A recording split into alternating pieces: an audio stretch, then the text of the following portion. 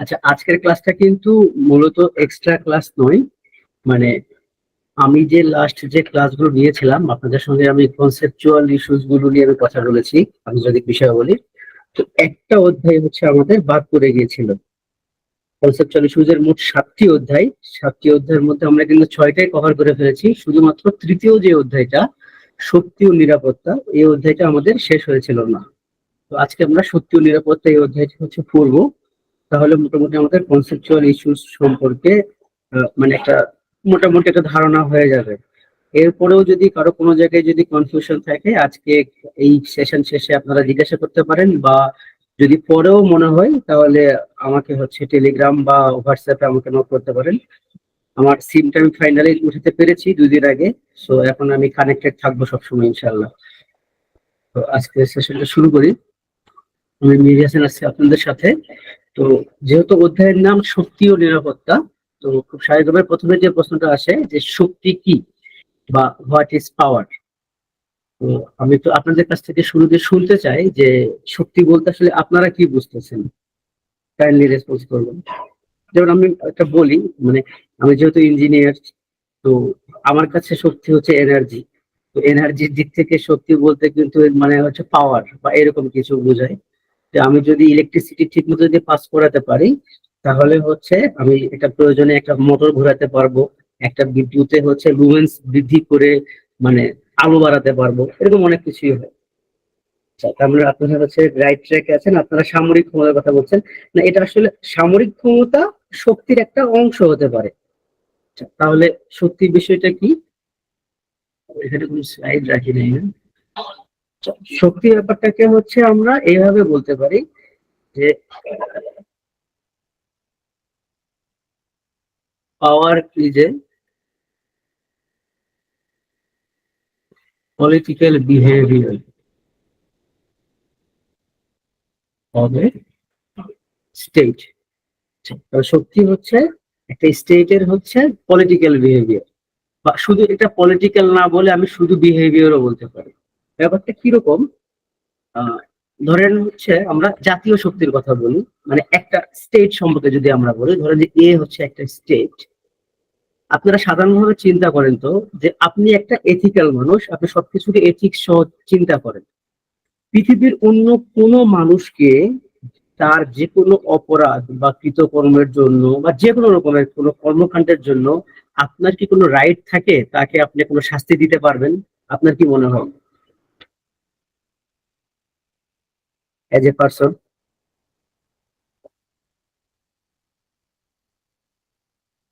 এটা কিন্তু সম্ভব না। হ্যাঁ। এবং ধরেন আপনার সামনে আরেকটা ব্যক্তি যদি অন্য কোনো ব্যক্তিকে যদি মেরেও ফেলে, মানে হত্যা করলো, আপনি দেখলেন। তো এতে করে যেটা হলো, আপনি একটা সাক্ষী হলেন, আপনি সাক্ষ্য দিতে পারেন, কিন্তু আপনার কিন্তু এই রাইটটা নাই যে তার বিনিময়ে আপনি একটা কিছু করবেন। তো কিন্তু রাষ্ট্র হচ্ছে এমন একটা ব্যবস্থা, রাষ্ট্র বা এই রাষ্ট্রের রিপ্রেজেন্টেটিভ, মানে ব্যাপারটা হচ্ছে এরকম। স্টেট, স্টেটের হচ্ছে রিপ্রেজেন্টেটিভ। স্টেটের রিপ্রেজেন্টেটিভ কে? যে আপনাদের অলরেডি পড়ানো হয়েছে। স্টেটের রিপ্রেজেন্টেটিভ কে? Government, right. গভর্নমেন্ট হচ্ছে এই স্টেটের ফুল যে পাওয়ারটা, এইটা হচ্ছে ব্যবহার করবে, ইউজ ফুল পাওয়ার। ব্যাপারটা কিরকম? গভর্নমেন্ট যদি এইটা এনশিওর করতে পারে যে এই স্টেটের যে গভর্নমেন্ট, তার ভেতরে ধরেন সি নামক একজন ব্যক্তি একটা হত্যা করেছে, এইটা যদি প্রুভড হয়, মানে প্রুভেন যদি হয়, তাহলে কিন্তু এই গভর্নমেন্টের এই রাইটটা আছে যে সি কে এই হত্যার বিনিময়ে তাকে হচ্ছে যাবজ্জীবন শাস্তি অথবা যে তাকে ফাঁসিতে ঝুলাতে পারে। একটা রাষ্ট্রের সর্বময় ক্ষমতা প্র্যাকটিস করতে পারে সরকার। এবং এই যে ব্যাপারটা, এইটা কিন্তু সারা পৃথিবীতে একমাত্র সরকারেরই থাকে, বা সরকারের আস্তে থেকে মেইনলি হচ্ছে একটা স্টেটের থাকে। মানে খুব সিম্পলি, বাংলাদেশের ভেতরের যে কোনো একজন ব্যক্তিকে বাংলাদেশের সরকার কিন্তু চাইলে শাস্তি দিতে পারে। কিন্তু বাংলাদেশের সরকার চাইলে কি চায়নার কোনো একটা ব্যক্তিকে শাস্তি দিতে পারবে? কি মনে হয় আপনাদের?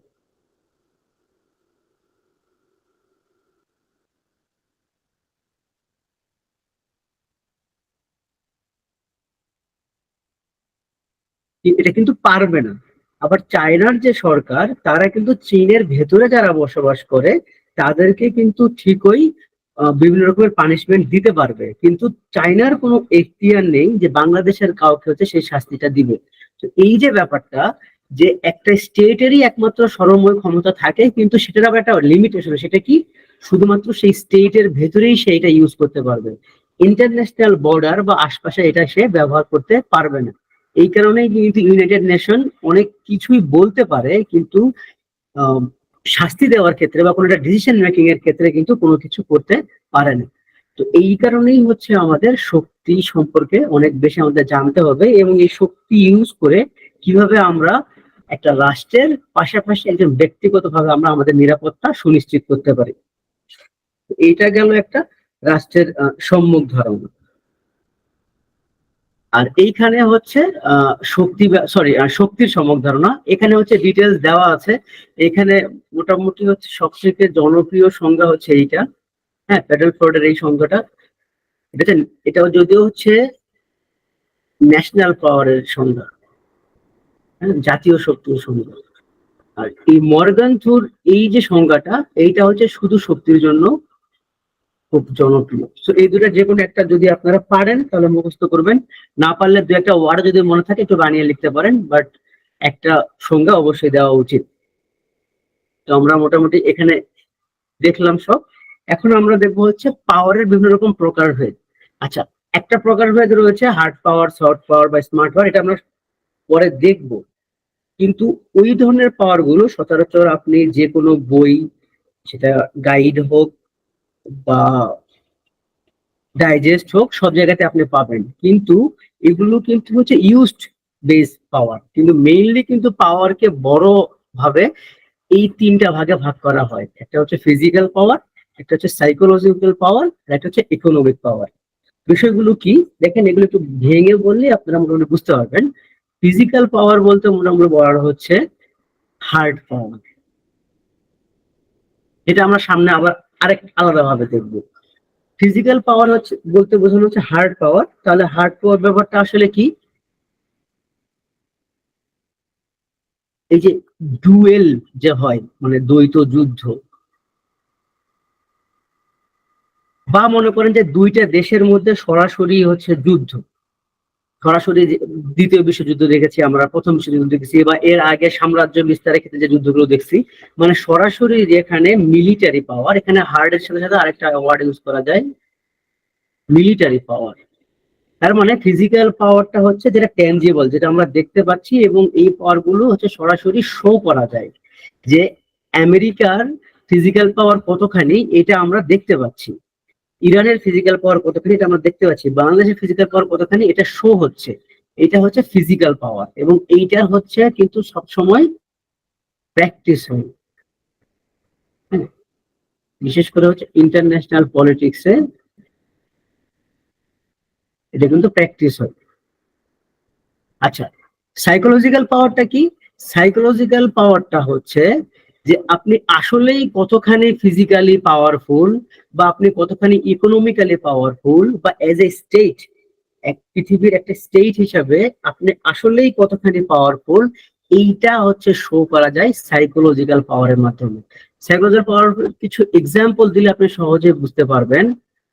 আমরা কিন্তু মোটামুটি সবাই জানি যে পাকিস্তানের অর্থনৈতিক অবস্থা খুবই ভঙ্গুর, তারপরেও পাকিস্তানের সাথে সরাসরি কেউ সামরিকভাবে যুদ্ধে জড়াবে না। এর কারণ কি? রেসপন্স করেন তো কুইকলি একটু। কেন সামরিকভাবে পাকিস্তানকে সরাসরি কেউ অ্যাটাক করতে চায় না বা ইনভলভ হতে চায় না? রাইট, সেটা হচ্ছে অ্যাটমিক বোম। তো এটা কি হইলো, পাকিস্তানের কাছে আসলেই আছে কিনা এই ধরনের একটা প্রমাণ কিন্তু সেই 90-এর দশকে পাকিস্তান দিয়েছিল, সেটা আবার কিভাবে, তড়িঘড়ি করে।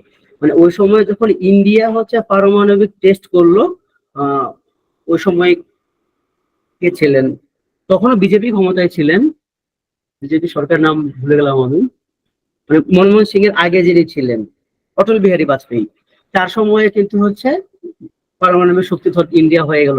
তখনই মোটামুটি তড়িঘড়ি করে পাকিস্তানে হচ্ছে একটা কিছু মানে প্র্যাকটিস করলো, কয়েকটা হচ্ছে বোম তারা হচ্ছে কোন যেন একটা মরুভূমি, আমার এক্স্যাক্টলি মনে নেই, সেখানে এটা দেখালো যে আসলে তাদের কাছে আছে, শেষ। এরপরে কিন্তু অলমোস্ট প্রায় 30 বছর পার হয়ে গেল, আমরা কিন্তু জানি না তাদের কাছে আসলে পারমাণবিক বোমা আছে কিনা, সেটা এখনো মজুদ আছে কিনা, নাথিং। কিন্তু এই যে এই জিনিসটা যে শো হইলো, এটা কিন্তু সাইকোলজিক্যালি অন্য প্রত্যেকটা দেশকে কিন্তু এটা ফিল করায়। সেম যে কাজটা কিন্তু হচ্ছে নর্থ কোরিয়া করে, তারপরে ইরান করতেছে না, কিন্তু বিভিন্ন ভাবে কিন্তু এই জিনিসটা বোঝানোর চেষ্টা করে। আরেকভাবে সাইকোলজিক্যাল পাওয়ার হচ্ছে শো করানো হয়, এই যে ন্যাশনাল প্যারেড হয়, এটা কিন্তু প্রত্যেকটা দেশেই হয় মোটামুটি। বাংলাদেশে হয় 26শে মার্চে, চায়নাতে তাদের যে ন্যাশনাল ডে সেই দিন হয়, ইন্ডিয়াতে প্রজাতন্ত্র দিবস 26শে জানুয়ারি সেই দিন হয়। এই দিনগুলোতে কি হয় বলেন তো, যে একটা প্যারেড গ্রাউন্ডে প্রধানমন্ত্রী বা প্রেসিডেন্ট নিজে আসেন, এবং ওই দেশের যতখানি সামরিক শক্তি রয়েছে, সেটা আম, সেনাবাহিনী হতে পারে, বিমান বাহিনী হতে পারে, নৌবাহিনী হতে পারে, তার পাশাপাশি তাদের যে সমস্ত সম্পদগুলো রয়েছে, মানে শক্তি সম্পদ, যেমন বিভিন্ন অস্ত্র, এগুলো কিন্তু শো করা হয়। এগুলো কেন শো করানো হয়? এগুলো দরকার ছিল না, বিশেষ করে এগুলো দেখালে তো আরো সমস্যা, তাই না? মানে লজিক্যালি আমার এগুলো যদি আমি দেখিয়ে ফেলি তো আরো সমস্যা। এগুলো দেখানো হয় এইভাবেই যে আমি শো করার মাধ্যমে এগুলো কিন্তু অন্যান্য দেশ কিন্তু দেখে। হ্যাঁ, আপনি আপনার ন্যাশনাল প্যারেডে আপনার কাছে কি কি আছে, যেমন আমাদের দেশে যখন এটা হয়, মায়ানমার কিন্তু দেখে প্রতিবেশী রাষ্ট্র হিসাবে, এবং সাইকোলজিক্যালি সে কিন্তু থ্রেট ফেল করে, এবং সে জানে যে বাংলাদেশের সাথে যদি লাগতে আসে তাহলে কিন্তু এই যে এগুলো কিন্তু অলরেডি ইউজড হতে পারে। So, এই ধরনের একটা সাইকোলজিক্যাল গেম হচ্ছে এখানে ইউজ হয়, যে আমি চর্চা করব না, আমি হয়তো এই কোনো যুদ্ধক্ষেত্রে যাচ্ছিও না, বাট অলরেডি এই ধরনের একটা মজুদ আমার কাছে আছে। সো এইটা হচ্ছে পৃথিবীর অন্যান্য স্টেট বা অন্যান্য রাষ্ট্রকে এই জিনিসটা শো করানো। এটার আরেকটা প্র্যাকটিস আমরা দেখতে পাই, যখন আমরা শুনেছিলাম যে ন্যান্সি পেলোসি যখন তাইওয়ানে ভিজিট করতে আসবেন, চায়নার আসপেক্ট থেকে তো তাইওয়ান খুবই ছোট্ট একটা জায়গা। তো এইখানে মানে তাইওয়ানের যদি সমুদ্র সীমা এইটাও ধরি আমি, এই ন্যান্সি পেলোসি যখন তাইওয়ানে আসে এই সময়টাতে চায়না কিন্তু নৌ মহড়ার পাশাপাশি অনেক ড্রোন এবং বিমান মহড়াও কিন্তু করেছিল, হ্যাঁ, এই পুরা তাইওয়ানের আশপাশ দিয়ে। তো এইটার কিন্তু কোনো দরকারই ছিল না, কারণ সবাই জানে যে চায়না অনেক শক্তিশালী। চায়না কিন্তু শুধুমাত্র এই কারণে এই কাজটা করেছিল, যে চায়না এটা আমেরিকাকে বুঝিয়েছে যে চায়না যদি চায় এট এনি টাইম তাইওয়ানের ভেতরে এসে একদম অভ্যন্তরে ঢুকে তাইওয়ানকে চাইলে অ্যাটাক করতে পারে, এবং সেক্ষেত্রে ইউএসএ কিছুই করতে পারবে না। এই যে এই বিষয়টা কোন রকমের মানে স্টেটমেন্ট না দিয়ে সরাসরি শো করলো একটা সাইকোলজিক্যাল থিমের মাধ্যমে। এটা হচ্ছে এক ধরনের পাওয়ার ইউজ, যেটাকে বলা হচ্ছে সাইকোলজিক্যাল পাওয়ার।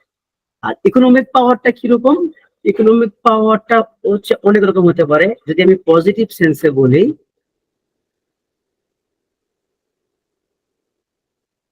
যেমন ধরেন রাশিয়া,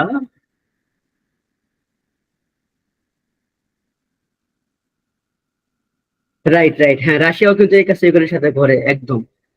রাশিয়া কিন্তু আচ্ছা, আহ, তার আশপাশে যেমন বেলারুশকে ইকোনমিক্যালি অনেকভাবে সহায়তা করে, এবং বিনিময়ে কি হচ্ছে, তার যে পোর্টটা রয়েছে সেটা হচ্ছে রাশিয়া ইউজ করে। এই যে ইকোনমিক পাওয়ার, রাশিয়া বেলারুশকে হেল্প করতেছে, আবার চায়না রাশিয়াকে হেল্প করতেছে।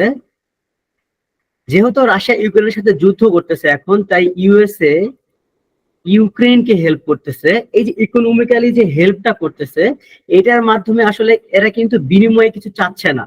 রাশিয়াও বেলারুশের কাছে কিছু চাচ্ছে না, চায়না রাশিয়ার কিছু চাচ্ছে না, ইউএসএ ইউক্রেনের কাছে কিছু চাচ্ছে না, কিন্তু ইনডিরেক্টলি অনেক কিছুই হয়তো সামনে নেতৃত্ব দেওয়ার জায়গা থেকে কন্ট্রোল করতে পারবে অনেক কিছু, সেটা অলরেডি তারা জানে, মানে যারা সরকার প্রধান আছে। এই কারণেই কিন্তু এই ইকোনমিক্যাল হেল্প গুলো করা হয়।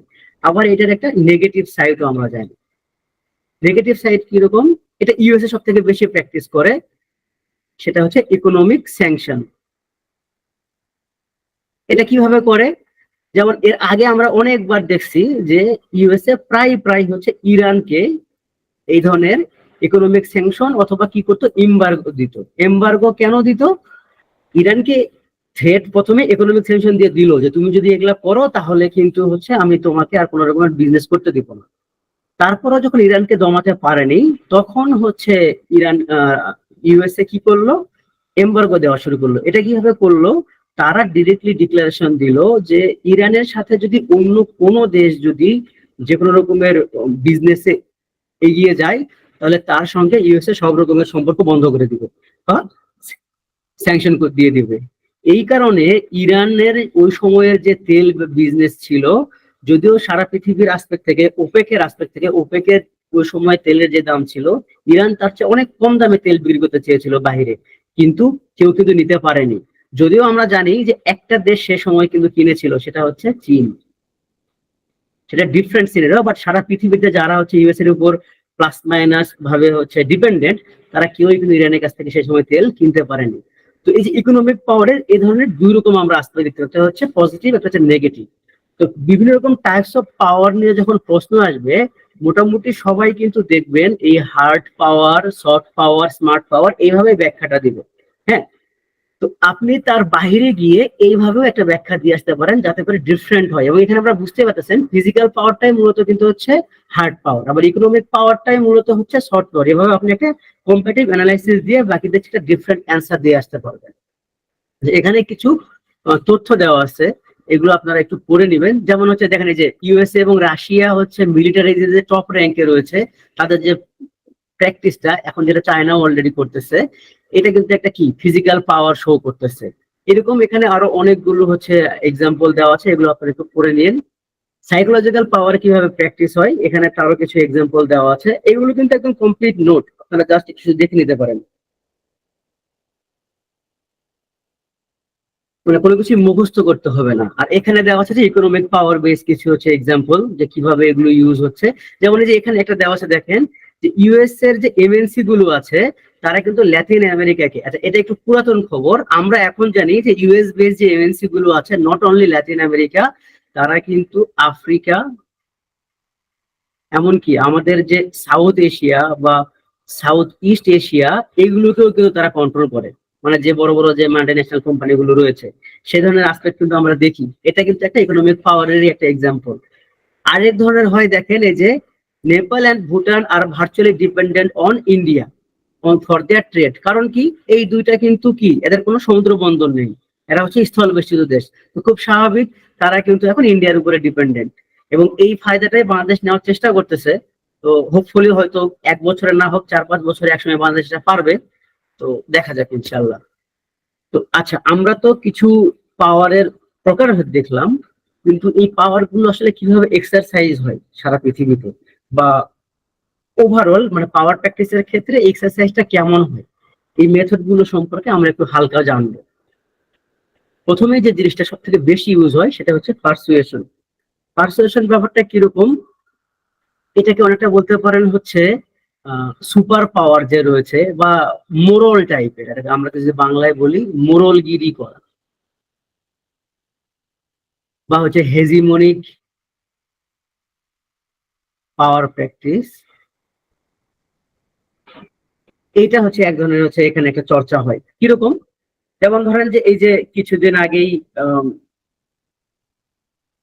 সাউথ ইস্ট এশিয়ার যে দেশগুলো রয়েছিল, যেমন ধরেন যে লাওস, ভিয়েতনাম, এগুলোতে যে ক্রাইসিস গুলো হলো, সে সময় সেখানে কি দেখা গেল যে ইউএসএ সেখানে এসে কিন্তু তাদেরকে হচ্ছে সাপোর্ট দিল বিভিন্ন ভাবে, যে তোমরা এই ধরনের কাজ করো না, তোমরা শান্তির পথে আসো। এবং তারা কিন্তু মেনলি আসছিল অন্য কারণে, তারা আসছিল কি কারণে, এখানে যেন ডোমিনোস থিওরির ওই মাধ্যমে যেন এখানে যেন নতুন করে কোনো সোশ্যালিজম তৈরি না হয়, যেন এখানে আবার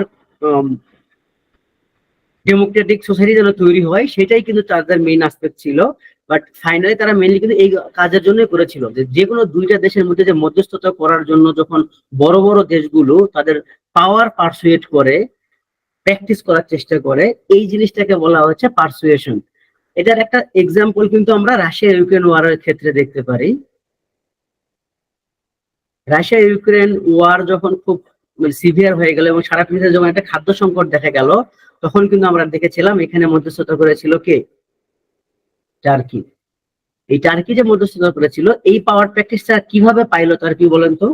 মানে তুরস্কের মতো একটা ছোট দেশ রাশিয়া ইউক্রেন যুদ্ধে মধ্যস্থতা করার সাহস কিভাবে পাইলো? এক লাইনে, একটা শব্দে বলেন দেখি।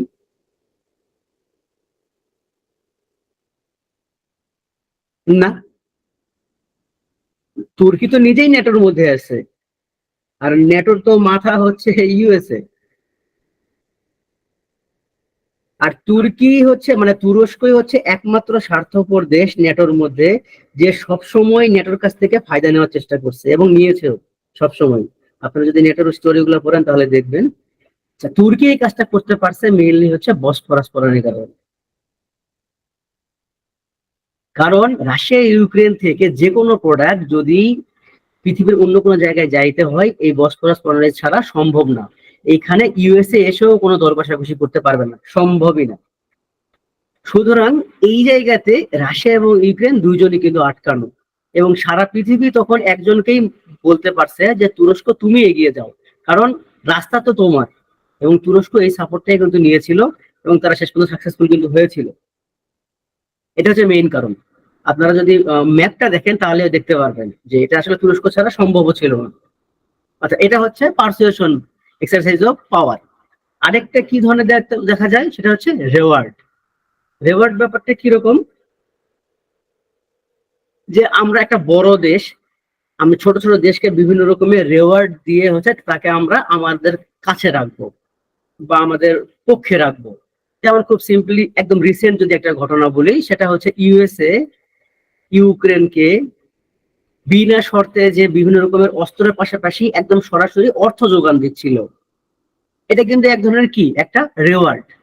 এই রেওয়ার্ডের বিনিময়ে কিন্তু ইউক্রেনের কাছ থেকে ইউএসএ এই মুহূর্তে কিছুই চাচ্ছে না। বাট লং রানে চাওয়াটা তো আমরা সবাই জানি যে ইউএসএ এটা কেন করতেছে।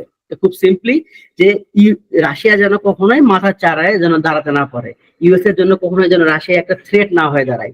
এটা হচ্ছে মেইন কারণ। সেটা সরাসরি না করে ইউএসএ কি করছে, রেওয়ার্ডের মাধ্যমে ইউক্রেনকে তার কাছে রাখার চেষ্টা করতেছে। এরকম প্র্যাকটিস কিন্তু আমরা এর আগেও বহু জায়গায় দেখছি, যেমন ইন্ডিয়াও মাঝে মাঝে আমাদের ক্ষেত্রে কিন্তু করে। চায়না কি করলো, আমাদেরকে হচ্ছে দুইটা দিল সাবমেরিন। এটা কিন্তু কাইন্ড অফ হচ্ছে একটা কিন্তু আমাদেরকে রেওয়ার্ড করলো, কিন্তু এইটার জন্য থ্রেট ফিল করলো কারা বলেন তো? এই যে একসঙ্গে দুইটা জিনিস পড়তেছি, দেখেন যে রেওয়ার্ডের কারণে আবার চায়না কিন্তু আমাদেরকে রেওয়ার্ড দিল, কিন্তু এই রেওয়ার্ডের মাধ্যমে আমরা উপকৃত হলাম, কিন্তু অন্য একটা দেশ আবার থ্রেট ফিল করলো, রাইট? সেটা হচ্ছে ইন্ডিয়া। তো দেখেন রেওয়ার্ড দিয়ে পাওয়ার প্র্যাকটিসটা কিভাবে হয়। চায়নার কিন্তু দরকার ছিল না এই কাজটা করা, বাট চায়না বাংলাদেশকে রেওয়ার্ড দিয়ে ইন্ডিয়াকে একটা মেসেজ দিয়ে দিল যে we are near to you. তো এখন ইন্ডিয়া বাংলাদেশ যে সি এরিয়াটা রয়েছে এই জায়গাতে খুব স্বাভাবিক ভাই, সাবমেরিন যত চায়না, টেকনোলজি চায়না, আমরা তো জানি না তার ভিতরে কোনো চিপ কোনোভাবে ইনভলভ আছে কিনা, বা এগুলো যেহেতু গোপন বৈঠক, অনেক কিছুই আমরা জানি না। তো এইগুলো অনেক রকম ব্যাপার স্যাপার থাকে। আবার রিসেন্টলি আপনার একটা খবর শুনেছেন কিনা, যে এটাকে যদি আমি বাংলাদেশের সি টেরিটরি ধরি, এই যে সমুদ্র সীমা, এরকম একটা ঘটনা শোনা যাচ্ছে যে ইন্ডিয়া বাংলাদেশের সি টেরিটরির ভেতরেই হচ্ছে একটা রাডার বসিয়েছে, এবং যে রাডারের দ্বারা হচ্ছে সে সমুদ্র সীমা এগুলো হচ্ছে সার্ভে করতেছে, চর্চা করতেছে। তো এই যে আমাদের ভেতরে আসার পরেও আমাদের যে একটা পাওয়ার, এটা যদিও এটার সাথে মিলবে না, এটা মূলত হচ্ছে পারসুয়েশন টাইপ হচ্ছে এক্সাম্পল, আমার হুট করে মনে আসলে আপনাদেরকে বললাম। বাট এই যে রেওয়ার্ড বেজ হচ্ছে এক্সাম্পল হচ্ছে এগুলোই। হ্যাঁ রাইট, ইন্ডিয়া ইসরায়েলকেও হেল্প করতেছে, এটাও এক ধরনের হচ্ছে রেওয়ার্ড বেস বিষয়। যদিও এখানে আবার এটাকে রেওয়ার্ড ধরা যাবে না, কারণ ইন্ডিয়া ইসরায়েলকে হেল্প করে উল্টা দিক থেকে। তার বিনিময়ে ইন্ডিয়া ইসরায়েলের কাছ থেকে কিন্তু সমরাস্ত্র থেকে শুরু করে গোয়েন্দা হেল্প, ইন্ডিয়া ইসরায়েলের কাছে সব থেকে বেশি যেটা পায় সেটা হচ্ছে স্পাই হেল্প। সমরাস্ত্র বেশি হেল্প পায় ইন্ডিয়া স্পাইগিরি। তো বা হচ্ছে প্রযুক্তি, রাইট, থ্যাংক ইউ, প্রযুক্তি একটা বড় বিষয়। তো এই কারণে হেল্প করে। সো এখানে একটা ভাইস ভার্সা ব্যাপার আছে। আচ্ছা, রেওয়ার্ড যেহেতু আমরা বুঝলাম, এর পরের যে বিষয়টা আসতে পারে সেটা হচ্ছে পানিশমেন্ট। পানিশমেন্ট ব্যাপারটা তাহলে কিরকম হচ্ছে, একটা দেশ একটা দেশকে যেমন রেওয়ার্ড দিচ্ছে, পানিশমেন্টও দিচ্ছে। আমরা অলরেডি এটা পড়ছি, এখানে বেশি সময় দিব না। সেটা কিরকম, স্যাংশন বা হচ্ছে এমবার্গো বা বিজনেস স্যাংশন বা ইকোনমিক স্যাংশন, এরকম অনেক কিছুই হচ্ছে দিচ্ছে। এগুলো আসলে কি বিভিন্ন রকমের পানিশমেন্ট, যেটা কি ইউএসএ হচ্ছে রাশিয়াকে দিল, যার ফলে রাশিয়ার অনেকগুলো ব্যাংক সুইফট হারালো, যার ফলে রাশিয়ার সাথে কিন্তু অনেকগুলো দেশই বিজনেস কন্টিনিউ করতে পারতেছে না, শুধুমাত্র ডলারে পেমেন্ট করতে পারতেছে না এই কারণে। এই যে একটা এটা এটা কিন্তু ইউএসএ কিছুই করলো না, দেখেন কিছুই করলো না, শুধুমাত্র কি করলো, একটা স্যাংশন দিল, তার বিনিময়ে যে একটা ক্রাইসিস তৈরি হইলো, এই ক্রাইসিসটা কিন্তু কিভাবে হইলো, এই পাওয়ার প্র্যাকটিসের মাধ্যমে। সেটা কি? পানিশমেন্ট। আচ্ছা, এই পানিশমেন্ট আবার হচ্ছে যখন প্রচার মানে পানিশমেন্ট যখন হচ্ছে দৃশ্যমান হয়, তখন এটা হয় যে একটা ফোর্স, যে পানিশমেন্টেও কাজ হচ্ছে না, তখন কি হচ্ছে, আমি ফোর্স করব। যেমন সিম্পলি এটাকে যদি আমরা ব্যাখ্যা দেই, 2014 সালে কিন্তু রাশিয়া ক্রিমিয়াকে দখল করলো। তার কারণ কি? আচ্ছা, এটা নিয়ে একটু ছোট্ট করে একটু স্টোরিটা বলে নেই।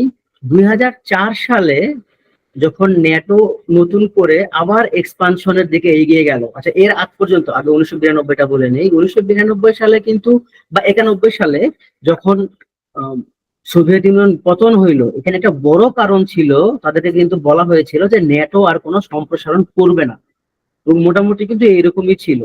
আর 2001-2 সালের দিক থেকে হঠাৎ করে আবার যখন জর্জ ডাব্লিউ বুশ ক্ষমতায় আসলো, ন্যাটো সম্প্রসারণ নিয়ে অনেক কথা শুরু হয়ে গেল, এবং ওই সময়টাতে রাশিয়ার তখন প্রেসিডেন্ট ছিলেন ভ্লাদিমির পুতিন। এবং একটা সময় গিয়ে 2004 সালে, আমার এক্স্যাক্টলি দেশগুলোর কথা মনে আসতেছে না এই মুহূর্তে, প্রায় 4টা কি 5টা দেশ হচ্ছে ন্যাটোতে জয়েন করে ওই সময়। এবং এইটাকে পুতিন কিন্তু একটা সিরিয়াস থ্রেট হিসেবে নিয়েছিল, এবং পুতিন বলেছিল যে আমরা যে কারণে সোভিয়েত ইউনিয়ন ভেঙেছি, একটাই যে কারণ ছিল, সেইটাকেই ন্যাটো কিন্তু আর মানলো না, বা ইউএসএ কিন্তু মানলো না। সো এইটা একটা থ্রেট ফর রাশিয়া। এবং পুতিন এটা সরাসরি 2004 সালে কিন্তু এই কথাটা বলছে, এবং এইটা যখন এই কথাটা যখন শুরু হয়, তারপরে কিন্তু এই যে এটা কিন্তু চলতেই থাকে, এই সময় কিন্তু বন্ধ হলো, আর নতুন করে আর কোনো কেউ হচ্ছে ন্যাটোতে জয়েন করেনি। কিন্তু 2010 সালে এটা নিয়ে আবার কথা হয়, তখন আবার অনেকেই ন্যাটোতে জয়েন করার জন্য রাজি হয়, এটা নিয়ে কথা এগোতে থাকি। এইটারই একটা থ্রেট বা হচ্ছে একটা আহ, চর্চার কারণে কিন্তু রাশিয়া ইউক্রেনকে আক্রমণ করে কিভাবে, ক্রিমিয়াতে, এবং ক্রিমিয়া দখল করে নেয় কবে, 2014 সালে। তার বিনিময়ে রাশিয়া কিন্তু G7 থেকে কিন্তু চলেও যেতে হয়। আগে কি ছিল, G8 ছিল, রাশিয়া সেখান থেকে বের হয়ে এখন যে অর্থনৈতিক গ্রুপটা, এখন সেটা কি G7 হয়ে গেছে। এই যে ব্যাপারটা, রাশিয়া কিন্তু ক্রিমিয়া দখল করে কিন্তু অলরেডি ইউক্রেনকে একবার বুঝে দিয়েছিল যে আপনাদের কিন্তু ন্যাটোতে জয়েন করা ঠিক হবে না, কিন্তু ইউক্রেন কিন্তু সেটা মানেনি। সে আবার 2021 সালে এসে কি আবার সে ইউক্রেনে ঢোকার চেষ্টা করেছিল।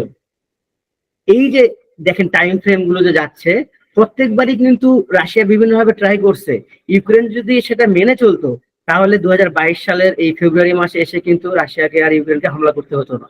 যেহেতু ইউক্রেন সেটা মানেনি, এই কারণে ফাইনালি কিন্তু এই ফোর্স প্র্যাকটিসটা করতে হইলো, বা হচ্ছে মানে ফোর্সকে ইউজ করতে হইলো। এটা এক ধরনের power of, practice of power. Last যেটা হচ্ছে সব থেকে বেশি এই মুহূর্তে ইউজ হচ্ছে, সেটা হচ্ছে একটা একটা দেশের স্কিল বা একটা স্টেটের স্কিল। এবং এইটা কিন্তু হচ্ছে বর্তমানে ছোট বড় যে কোনো দেশের আসপেক্ট থেকে যদি চিন্তা করেন, এটা খুবই ইম্পর্টেন্ট একটা হচ্ছে ফ্যাক্টর। যেমন দু একটা যদি এক্সাম্পল দেই, চায়না হতে পারে তারা ইকোনমিক জায়ান্ট, হতে পারে তারা এখন ধীরে ধীরে নেভিতে অনেক শক্তিশালী হচ্ছে, বাট চায়নার সব থেকে শক্তিশালী স্কিল কি বলেন তো, পাওয়ারটা কি? কেন সবাই চায়নার মুখোমুখি হয়?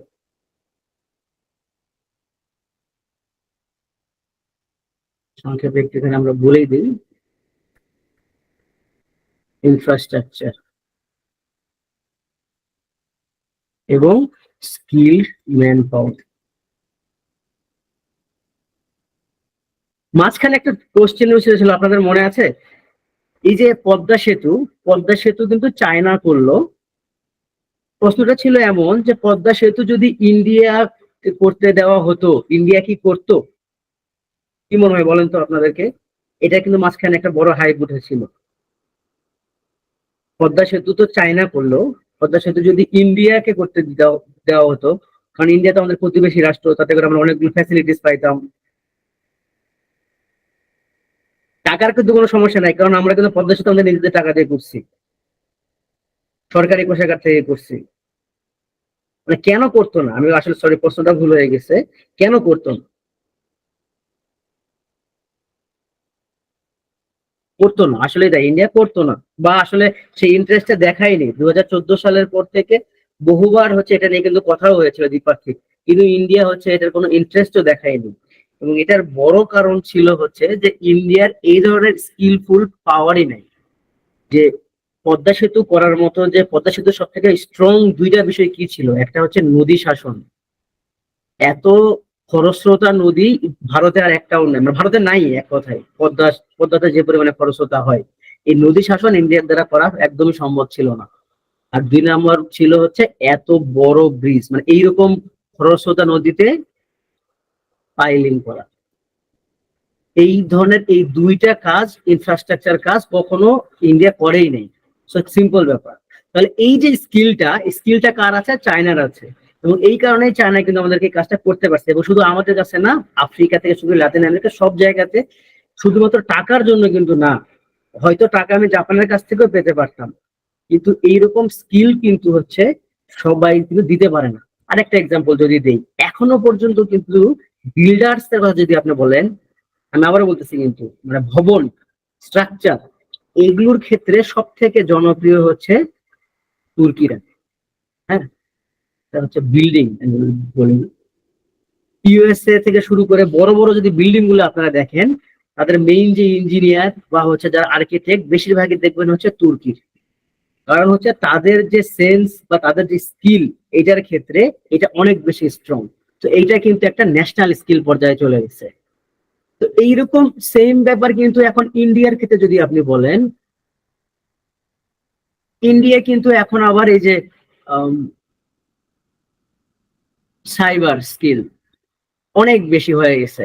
যার ফলে এখন কিন্তু ইন্ডিয়া, আপনি ইউরোপ বলেন বা হচ্ছে মিডল ইস্টের কান্ট্রি গুলো বলেন, এইদিকে মালয়েশিয়া, সিঙ্গাপুর, এই সব জায়গাতে দেখবেন ইন্ডিয়ার যে ম্যান পাওয়ার, এটা কিন্তু অনেক বেশি হচ্ছে মানুষ চায়।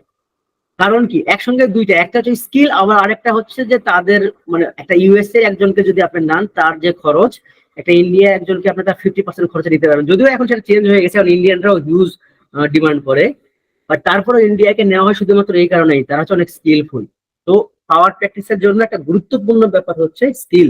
আচ্ছা, এখানে আরেকটা এক্সাম্পল আসবে, সেটা হচ্ছে ইসরায়েল। ইসরায়েল কেন আসবে? যে কোনো রকমের অস্ত্র, অস্ত্রের চেয়ে বড় কথা হচ্ছে সিকিউরিটি। সিকিউরিটির ক্ষেত্রে আমরা কিন্তু ইসরায়েলের যে টেকনোলজি, এটা অনেক বেশি স্ট্রং। এই যে এতগুলো যে মেথড আমরা দেখলাম, মোটামুটি মেথড শেষ, এগুলো সবকিছুর উপর বেস করে কিন্তু আমাদের পাওয়ার প্র্যাকটিসটা হয়। তাহলে এখান থেকে প্রশ্নটা কিরকম হতে পারে?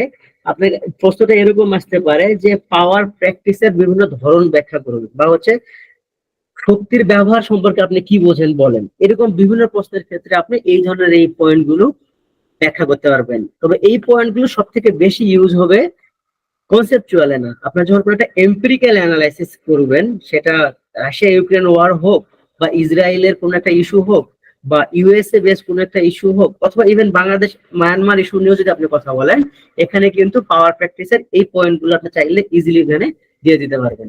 আচ্ছা, এখন আমরা কনভেনশনাল পড়া একটু করে ফেলি। কনভেনশনালি শক্তি হচ্ছে 3 রকম।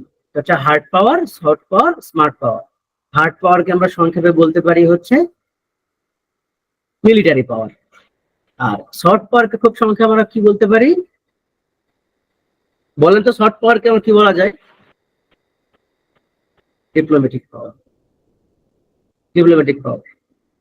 স্মার্ট পাওয়ারকে দুই ভাবে ব্যাখ্যা করা যায়। একটা হচ্ছে এই হার্ড পাওয়ার এবং সফট পাওয়ার, এই দুইটাকে একত্রে যেখানে ব্যবহার করা হয়, এইটাকে স্মার্ট পাওয়ার বলা হয়। মোটামুটি এটাই বিভিন্ন জায়গায় লেখা থাকে। বাট তার চেয়েও গুরুত্বপূর্ণ হচ্ছে, স্মার্ট পাওয়ার বলতে মূলত বোঝানো হয় টেকনোলজিক্যাল স্কিল। এইটা হচ্ছে স্মার্ট পাওয়ারের মেইন বিষয়। ধরেন যদি আপনি ইসরায়েলের কথা ধরেন, ইসরায়েল এই যে পুরো প্যালেস্টাইনকে দখল করার পরও আপনি আয়তনটা খেয়াল করেন, খুব বেশি বড় কিন্তু না। আবার তাদের যে জনসংখ্যা খুব বেশি, তাও কিন্তু না। আবার মনে করেন তাদের অস্ত্র, মানে আমরা যেভাবে বলি অস্ত্র কিন্তু খুব বেশি আছে, এমনও কিন্তু না। সব দিক থেকে কিন্তু তারা কিন্তু আসলে অনেক কমের মধ্যে আছে। তারপরেও তারা কেন এত স্মার্ট, বা বিভিন্ন পৃথিবীর বিভিন্ন দেশের সঙ্গে সরাসরি কথা বলতে পারতেছে, তার বড় কারণ কিন্তু হচ্ছে এই টেকনোলজিক্যাল স্কিল। সুতরাং স্মার্ট পাওয়ারের ক্ষেত্রে মিলিটারি প্লাস ডিপ্লোমেসি যেমন একটা এক্সাম্পল হতে পারে, তার চেয়ে গুরুত্বপূর্ণ এক্সাম্পল হচ্ছে টেকনোলজির একটা ইউজ হয় এই জায়গায়। সো স্মার্ট পাওয়ার এখানে 2 রকম আমরা দেখতে পাই। এখানে সংজ্ঞা দেওয়া আছে, এগুলো আপনারা একটু করে নিতে পারেন। এখন আমরা দেখবো হচ্ছে ন্যাশনাল পাওয়ার, বা হচ্ছে জাতীয় শক্তি। জাতীয় শক্তির একটা সম্যক ধারণা আমরা একদম শুরুতেই নিয়েছিলাম, যে কেন একটা রাষ্ট্রের বা একটা স্টেটের সর্বময় ক্ষমতা একটা সরকার ব্যবহার করে থাকে এবং তার বিনিময়ে সে কি করে। তো এগুলোর ক্ষেত্রে আসলে উপাদানগুলো একটু আমরা এখানে দেখার চেষ্টা করব। দেখেন, পামার এবং পার্কিন্স এরা সবসময় একসাথে কথা বলছে বেশিরভাগ জায়গায়। তাদের মতে উপাদানগুলো কি কি দেখেন: সামাজিক উপাদান, ভূগোল, কূটনীতি, ভৌগোলিক অবস্থান, নেতৃত্ব, জাতীয় শক্তি, ভূভাগের অবস্থান, রাজনৈতিক কাঠামো। আচ্ছা, এগুলো তো সব লিখাই আছে। সামাজিক উপাদান এগুলো আপনারা এগুলো সবগুলো ভেঙে ভেঙে কিন্তু বলতে পারবেন। যদি সংক্ষেপে দু একটা করে লাইন বলি, সামাজিক উপাদানের কথা যদি আমি বলতে চাই, তাহলে মনে করেন যে ব্রিটেন। এখন কিন্তু ব্রিটেন খুব বেশি যে মানে ধনী তাও না, বা হচ্ছে শক্তিশালী তাও কিন্তু না। কিন্তু ব্রিটেনের যে সামাজিকতা, মানে এই যে বহুদিন ধরে একটা কলোনিয়ালিজম একটা প্র্যাকটিসের কারণে অন্যান্য অনেক দেশই দেখবেন তারা দেশের ভেতরেই ব্রিটিশ কালচার ফলো করে। আমরা নিজেরাই করি। এই যে আমাদের যে বিসিএস যে স্ট্র্যাটেজি বা বিসিএস এর যে প্র্যাকটিস, বিসিএস এর পরে যারা হচ্ছে অ্যাডমিন হন বা পুলিশ ক্যাডার হন, এই যে চর্চাটা বা এই যে সিস্টেমটা, এই পুরো সিস্টেমটা কিন্তু আসলে আসছিল ব্রিটিশদের হাত ধরে। তো এই যে এটা একটা হচ্ছে সামাজিক উপাদান, যে একটা দেশের আস্পেক্ট থেকে আমরা অন্যান্য দেশের একটা প্র্যাকটিস চলতেছে। ভূগোল কিভাবে হতে পারে? ভূগোলের, আচ্ছা, ভূগোল এবং ভৌগোলিক অবস্থা একসঙ্গে ব্যাখ্যা করা যাইতে পারে। ধরেন ইউএসএ কথা চিন্তা করেন, এটা হচ্ছে কানাডা, এটা হচ্ছে ইউএসএ, এটা হচ্ছে লাতিন আমেরিকার দিকে চলে আসছে, এটা সেন্ট্রাল আমেরিকা। এই যে ইউএসএ, দেখেন একদিকে হচ্ছে পুরোটাই প্রশান্ত মহাসাগর, আরেকদিকে হচ্ছে আটলান্টিক মহাসাগর। মানে ভূগোল এবং ভৌগোলিক অবস্থান থেকে এমন একটা জায়গায় ইউএস এর অবস্থান, যে এমনিতেও সে কিন্তু অনেক বেশি শক্তিশালী অবস্থান রাখতে পারে, যে কেউ চাইলে তাকে অ্যাটাক করতে পারে। তো এইটা হচ্ছে ভৌগোলিক অবস্থানের একটা সুবিধা। কূটনীতির ক্ষেত্রে সব থেকে বড় এক্সাম্পল আমাদের বাংলাদেশ হতে পারে। কারণ আমরা কিন্তু একটা ছোট দেশ হিসেবে সব থেকে বেশি আমরা সফট পাওয়ার কিন্তু ইউজ করি। এই যে মাননীয় প্রধানমন্ত্রী কিছুদিন আগে 2বার ভারত সফর করলেন, এরপরে গত সপ্তাহে চায়না সফর করে আসলেন। আমরা জানি যে ভারত এবং চায়না কারোর সাথে কিন্তু আমরা খুব বেশি পেরে উঠবো না, সেটা মিলিটারি পাওয়ার বলেন অথবা ইকোনমিক পাওয়ার বলেন, দুটোর একটাতেও কিন্তু তাদের সাথে আমরা কিন্তু খুব বেশি পেরে উঠবো না। কিন্তু আমাদের এই ভৌগোলিক অবস্থান প্লাস কূটনৈতিক বা সফট পাওয়ার প্র্যাকটিস, এটার মাধ্যমে কিন্তু আমরা কি ন্যাশনাল ইন্টারেস্টটাকে অর্জন করার চেষ্টা করব। আচ্ছা, নেতৃত্ব, এটা অবশ্যই হচ্ছে মাননীয় প্রধানমন্ত্রী শেখ হাসিনার এক্সাম্পল দিয়ে এটা সহজে বলতে পারবেন। জাতীয় শক্তির ক্ষেত্রে, আমাদের ক্ষেত্রে জাতীয় শক্তির সব থেকে ইম্পর্টেন্ট বিষয় হচ্ছে ফোর্স, এটা কি বলা যেতে পারে, জনশক্তি। যে আমাদের অনেক বেশি জনশক্তি রয়েছে, যাদেরকে আমরা যদি প্রপার কাজে লাগাতে পারি তাহলে আমরা প্রচুর ভাবে অর্থনৈতিকভাবে লাভবান হতে পারবো। আচ্ছা, ভূভাগের অবস্থান বলতে বোঝানো হচ্ছে, যেমন আমাদের দেশের ক্ষেত্রে ভূভাগের অবস্থান একটা বড় সুবিধা হচ্ছে আমাদের সমুদ্র প্রধান দেশ আমাদের। আবার অনেক দেশ রয়েছে যে ল্যান্ডলক, তাদের একটা যেমন নেপাল ভুটানের ক্ষেত্রে এটা একটা প্রবলেম। তো যাতে শক্তি কতখানি হবে সেটা ডিপেন্ড করে কিন্তু হচ্ছে এই ভূভাগের অবস্থানের উপরে। রাজনৈতিক কাঠামো, যেমন আমাদের দেশে এই মুহূর্তে কিন্তু রাজনৈতিক ভাবে একটা ডিপেন্ডেন্ট একটা জায়গায় আছে, একটা ব্যালেন্স জায়গায় আছে। কিন্তু ধরেন এই যে মায়ানমার কথা যে চিন্তা করেন, এই মুহূর্তে মায়ানমার রাজনৈতিক কাঠামো কিন্তু এই মুহূর্তে ফ্র্যাজাইল বলা যায়, ওটা একটা ভঙ্গুর অবস্থার মধ্যে পড়ে গেছে। এই কারণে কিন্তু মায়ানমারের এখন জাতীয় শক্তি কিন্তু খুব বেশি স্ট্রং না। এক্স্যাক্টলি এটা সেম পাকিস্তানের ক্ষেত্রেও সেম। কিন্তু পাকিস্তানের ক্ষেত্রে অবশ্য একটা ব্যাপার আছে, এটা হচ্ছে ডিপ স্টেট কান্ট্রি। মানে মায়ানমারে কিন্তু সরাসরি আর্মি ক্রাইসিস চলতেছে, বাট পাকিস্তানে যেটা হয় যে সেখানে ডেমোক্রেসি আছে, কিন্তু পুরো ডেমোক্রেসিটাই মেইনটেইন বাই মিলিটারি। এই কারণে সেখানে সেই প্র্যাকটিসটা হচ্ছে না। জলবায়ুর ক্ষেত্রে পজিটিভ যদি বলেন, নেদারল্যান্ড বা হচ্ছে কানাডা, তারা কিন্তু অনেক সাপোর্ট পাচ্ছে। যেমন কানাডা এখন নতুন নতুন অনেক ল্যান্ড বের হচ্ছে, সেই ল্যান্ডে এখন তারা হচ্ছে চাষাবাদ করবে, এই ধরনের কথা আমরা কিন্তু আশাবাদ পাচ্ছি। আবার উল্টা দিকে দেখেন, আমাদের দেশে আমরা শুনতে পাচ্ছি আগামী 20-30 বছরের মধ্যে আমাদের দক্ষিণ ভাগের প্রায় 1/3 হয়তো ডুবে যেতে পারে। আবার লবণাক্ত পানি আমাদের দক্ষিণ দিকে ঢুকে যাচ্ছে, যার ফলে স্বাদু পানির মাছগুলো হচ্ছে মারা যাচ্ছে, আমাদের ধান হচ্ছে ঠিক মতো হচ্ছে আমরা আবাদ করতে পারতেছি না। এই যে বিষয়গুলা, এগুলো হচ্ছে জলবায়ুর সাথে ডিপেন্ডেন্ট। সো একটা দেশের একটা বড় শক্তি উপাদান হচ্ছে জলবায়ু। অর্থনৈতিক বিকাশ ডিফারেন্ট ভাবে আলোচনা করার কিছু নাই। জনসংখ্যা এবং জনশক্তি এটা একই রিলেটেড। প্রাকৃতিক সম্পদ একটা ইম্পর্টেন্ট পয়েন্ট এখানে হতে পারে। কিরকম ভাবে প্রাকৃতিক সম্পদ একটা ইম্পর্টেন্ট হতে পারে, সরি, যেমন চায়নার ক্ষেত্রে যদি ধরেন, চায়নাতে কিছু রেয়ার ম্যাটেরিয়াল বা ম্যাটেরিয়াল না, ঠিক মিনারেল মিনারেল পাওয়া যায়, যেগুলো সরাসরি হচ্ছে চিপ তৈরি করার জন্য দরকার পড়ে। তো এখন বর্তমানে পৃথিবীর কিন্তু সব থেকে গুরুত্বপূর্ণ একটা উপাদান যদি বলেন, যে জিনিসটা ছাড়া আমাদের মানে কমফোর্ট লাইফ লিড করা খুবই টাফ, বা অলরেডি আমাদের যে জেনারেশন আমরা অলরেডি বহু বছর ধরে এটার মধ্যে ইউজ টু হয়ে থাকার কারণে হঠাৎ করে সেখান থেকে বের হয়ে আসতে পারবো না, সেটা কিন্তু চিপ। যে মোবাইল বলেন, কম্পিউটার বলেন, বা হোয়াট এভার, যেই দিক থেকে আপনি এটা বলেন, এই সব কিছু কিন্তু হচ্ছে চিপের থ্রুতে কিন্তু আমরা কিন্তু আমাদের লাইফটাকে কমফোর্টেবল করতেছি। চিপ বানানোর জন্য যে রেয়ার মেটাল গুলো রয়েছে তার একটা সিংহভাগ কিন্তু চায়নাতে পাওয়া যায়, চায়নার ল্যান্ডে রয়েছে। একে তো ইকোনমিক পাওয়ার বা পলিটিক্যাল পাওয়ার বা এগুলো জায়গা থেকে তো চায়না নাকি গিয়ে, তার চেয়েও গুরুত্বপূর্ণ একটা বিষয়, চায়না প্রাকৃতিক সম্পদের কারণেও অনেক বেশি শক্তিশালী। এইটাও একটা বিষয়। এটা সেম অ্যাজ ইউএস এর ক্ষেত্রেও যায়, আমাদের দেশের ক্ষেত্রে অবশ্য সেটা একদমই যায় না। আচ্ছা, মোটামুটি এগুলো জাতীয় শক্তির উপাদান। এর মধ্যে আবার কিছু উপাদানকে আবার ভাগ করে বলা যায়। আপনারা উপরে তো এগুলো দেখলেন ডিটেইল, তবে আপনারা পরীক্ষায় এইভাবে দেওয়ার চেষ্টা করবেন, মানে দুইটা ভাগে ভাগ করে, তাহলে হচ্ছে লেখাটা সুন্দর হবে। একটা কি টেনজিবল, মানে যেগুলো আপনারা মানে পাওয়ার প্র্যাকটিস বলবেন, যেটা আমরা দেখতে পাই। যেমন জনসংখ্যা, আমরা কিন্তু নিয়মিত হচ্ছে মিডল ইস্টে হচ্ছে আমরা পাঠাচ্ছি। আবার আমাদের যে ভৌগোলিক অবস্থানের কারণে আমরা একই সঙ্গে চেক এন্ড ব্যালেন্সের মাধ্যমে চায়নার কাছ থেকে এবং পাশাপাশি ভারতের কাছ থেকে আমরা সাপোর্ট নেওয়ার চেষ্টা করতেছি। আমরা অর্থনৈতিক অঞ্চল তৈরি করতেছি অর্থনীতি আরো উন্নত হওয়ার জন্য। আমরা আমাদের মানব সম্পদ কাজে লাগানোর চেষ্টা করতেছি। আমাদের কৃষি ক্ষমতা অনেক বেশি, কারণ হচ্ছে আমাদের উর্বর জমি রয়েছে। এটা আমি আমাদের দেশের আসপেক্ট থেকে বলতেছি, বাট এটা সারা পৃথিবীর যে কোনো দেশের আসপেক্ট থেকে আপনি এগুলো ব্যাখ্যা করতে পারেন। এগুলো হচ্ছে সব ট্যানজিবল।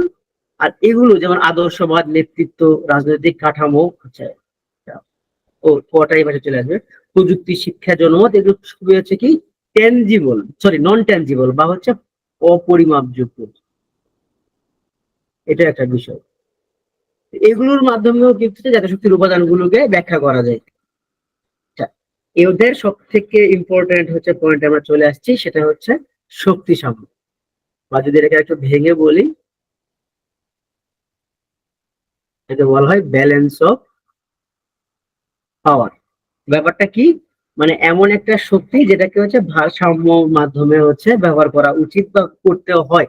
এটা কেন দরকার পড়লো, এটা মূলত এই শক্তি সাম্যর কথাটা কিন্তু আসছে হচ্ছে সরকার ব্যবস্থা যখন বা হচ্ছে রাষ্ট্র ব্যবস্থা যখন প্রথম পৃথিবীতে এই চর্চাটা শুরু হলো। রাষ্ট্র ব্যবস্থা চর্চা শুরু হলো কবে? 1648 সালে। কিসের মাধ্যমে? তৃতীয়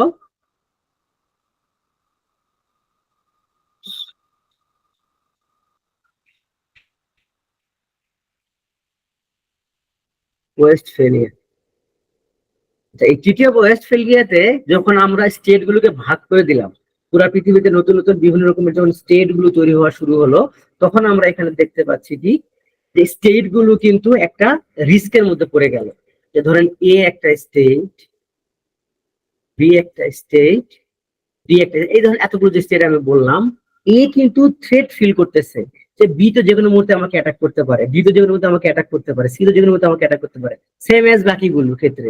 এই যে একটা নিজের মধ্যে একটা থ্রেট ফিল করা, তার পাশাপাশি আবার নিজের দেশের বা নিজের রাষ্ট্রের সার্বভৌমত্বকে টিকিয়ে রাখা, বজায় রাখা, এই যে পাশাপাশি দুইটা যে পাওয়ার, এটার যে প্র্যাকটিস দেখেন, আভ্যন্তরীণ ভাবে সর্বময় পাওয়ার প্র্যাকটিস হচ্ছে।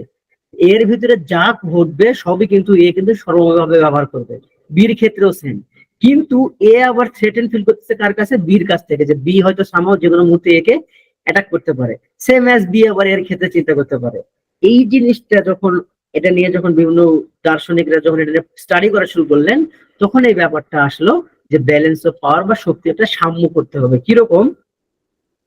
এ একে আমি যদি ইউএসএ ধরি, দেখা গেল এ হঠাৎ করে অনেক বেশি অস্ত্র উৎপাদন করা শুরু করলো, বিভিন্ন রকম নতুন নতুন টেকনোলজির হচ্ছে অস্ত্র তারা তৈরি করা শুরু করলো।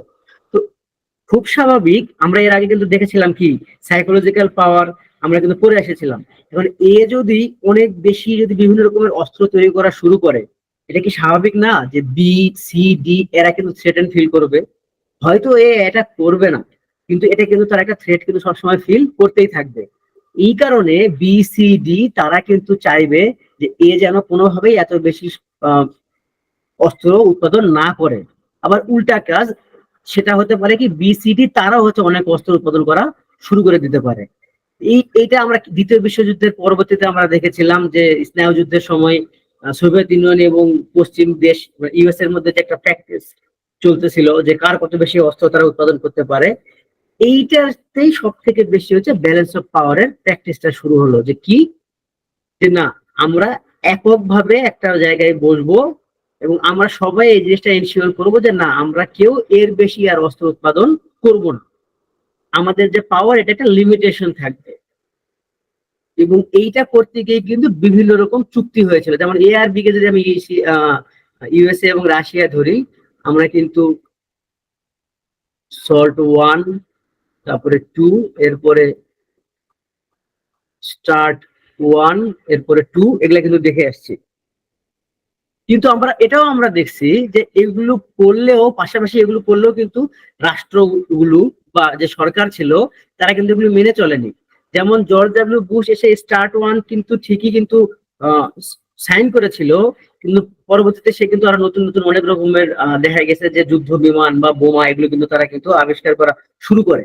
যেটা কিন্তু দেখার পরে পরবর্তীতে আমরা দেখছি যে পুতিন সেম কাজটা করছে। পুতিন স্টার্ট 2 জন্য যখন তারা বসে, তারা সাইন করছিল ঠিকই, বাট এর পরে পর্যন্ত সেটা কার্যকরী হয়নি। এই যে একটা বিষয়, একই সঙ্গে দুটো বিষয়, যে আমরা ব্যালেন্স অফ পাওয়ার শিখছি যে কারণে, যে প্রত্যেকটা রাষ্ট্র যেন অপর রাষ্ট্রকে এই রেসপেক্টটুকু দেয় যে আমরা আমাদের পাওয়ার এর চেয়ে বেশি আর করব না। তার মাধ্যমে কি হবে, যে সারা পৃথিবীতে হেজিমনিক প্র্যাকটিসটা হবে না, যেটা অলরেডি ইউএসএ করে আসছে এক সময়। আবার কি হবে, একটা ব্যালেন্স থাকবে,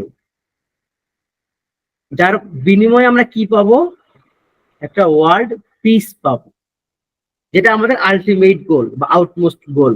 কিন্তু এই জিনিসটা কিন্তু হয় না। এটা কিন্তু সব রাষ্ট্র বিভিন্ন সময় বিভিন্ন শর্ত বিভিন্ন চুক্তির মাধ্যমে মেনে চলার চেষ্টা করে, কিন্তু আলটিমেটলি দেখা যায় যে এরা যে ওই যে পাওয়ার প্র্যাকটিস গুলোর কথা বলেছিলাম, সেটা সাইকোলজিক্যাল হোক বা ফিজিক্যাল হোক, তারা সবসময় ওই দিকেই যেতে চায়। তারপরেও আমাদেরকে শক্তি সামর্থ্য সবসময় মেনটেন করার জন্যই কিন্তু আমরা সব থেকে বেশি ব্যালেন্স অফ পাওয়ারের জন্য কি পাই আমরা সব থেকে বেশি, বলেন তো?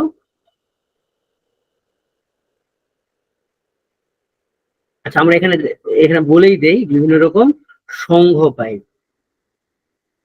অনেক রকম ইউনিটি দেখা যায়, অনেক সময় বিভিন্ন রকম ইউনিটি। মানে এই এখন একটা নতুন একটা ইউনিটি তৈরি হইলো, হয়তো 10 বছর পরে অন্য কোন একটা ইউনিটি আসবে। এরকম বিভিন্ন রকম সংঘ কিন্তু তৈরি হতেই থাকে, এবং সবার টার্গেট কিন্তু এই একটাই থাকে, যে পাওয়ারটাকে যেন ব্যালেন্স করে রাখা যায়। বা তারপরেও কেউ না কেউ দেখা যায় সেটা মেনে চলে না, এবং সেখান থেকে দেখা যায় আবার নতুন করে সংঘাত সৃষ্টি হয়। যেমন ব্যালেন্স অফ পাওয়ার থাকা সত্ত্বেও কিন্তু আমরা কিন্তু রাশিয়াকে কিন্তু আটকাতে পারিনি। রাশিয়া কিন্তু ঠিকই ইউক্রেনকে কিন্তু অ্যাটাক করে ফেলছে। তো এইটা একটা বিষয়। আচ্ছা, এইখানে হচ্ছে সংজ্ঞা দেওয়া আছে, এগুলোর মধ্যে মোটামুটি হচ্ছে এই যে মর্গান থোর সংজ্ঞাটা যদি আপনারা পারেন একটু বুঝতে পারার চেষ্টা করেন, বাকি সংজ্ঞাগুলো বেশ জনপ্রিয়। আচ্ছা, এখন আমরা আরেকটা ইম্পর্টেন্ট বিষয় দেখব, এটা হচ্ছে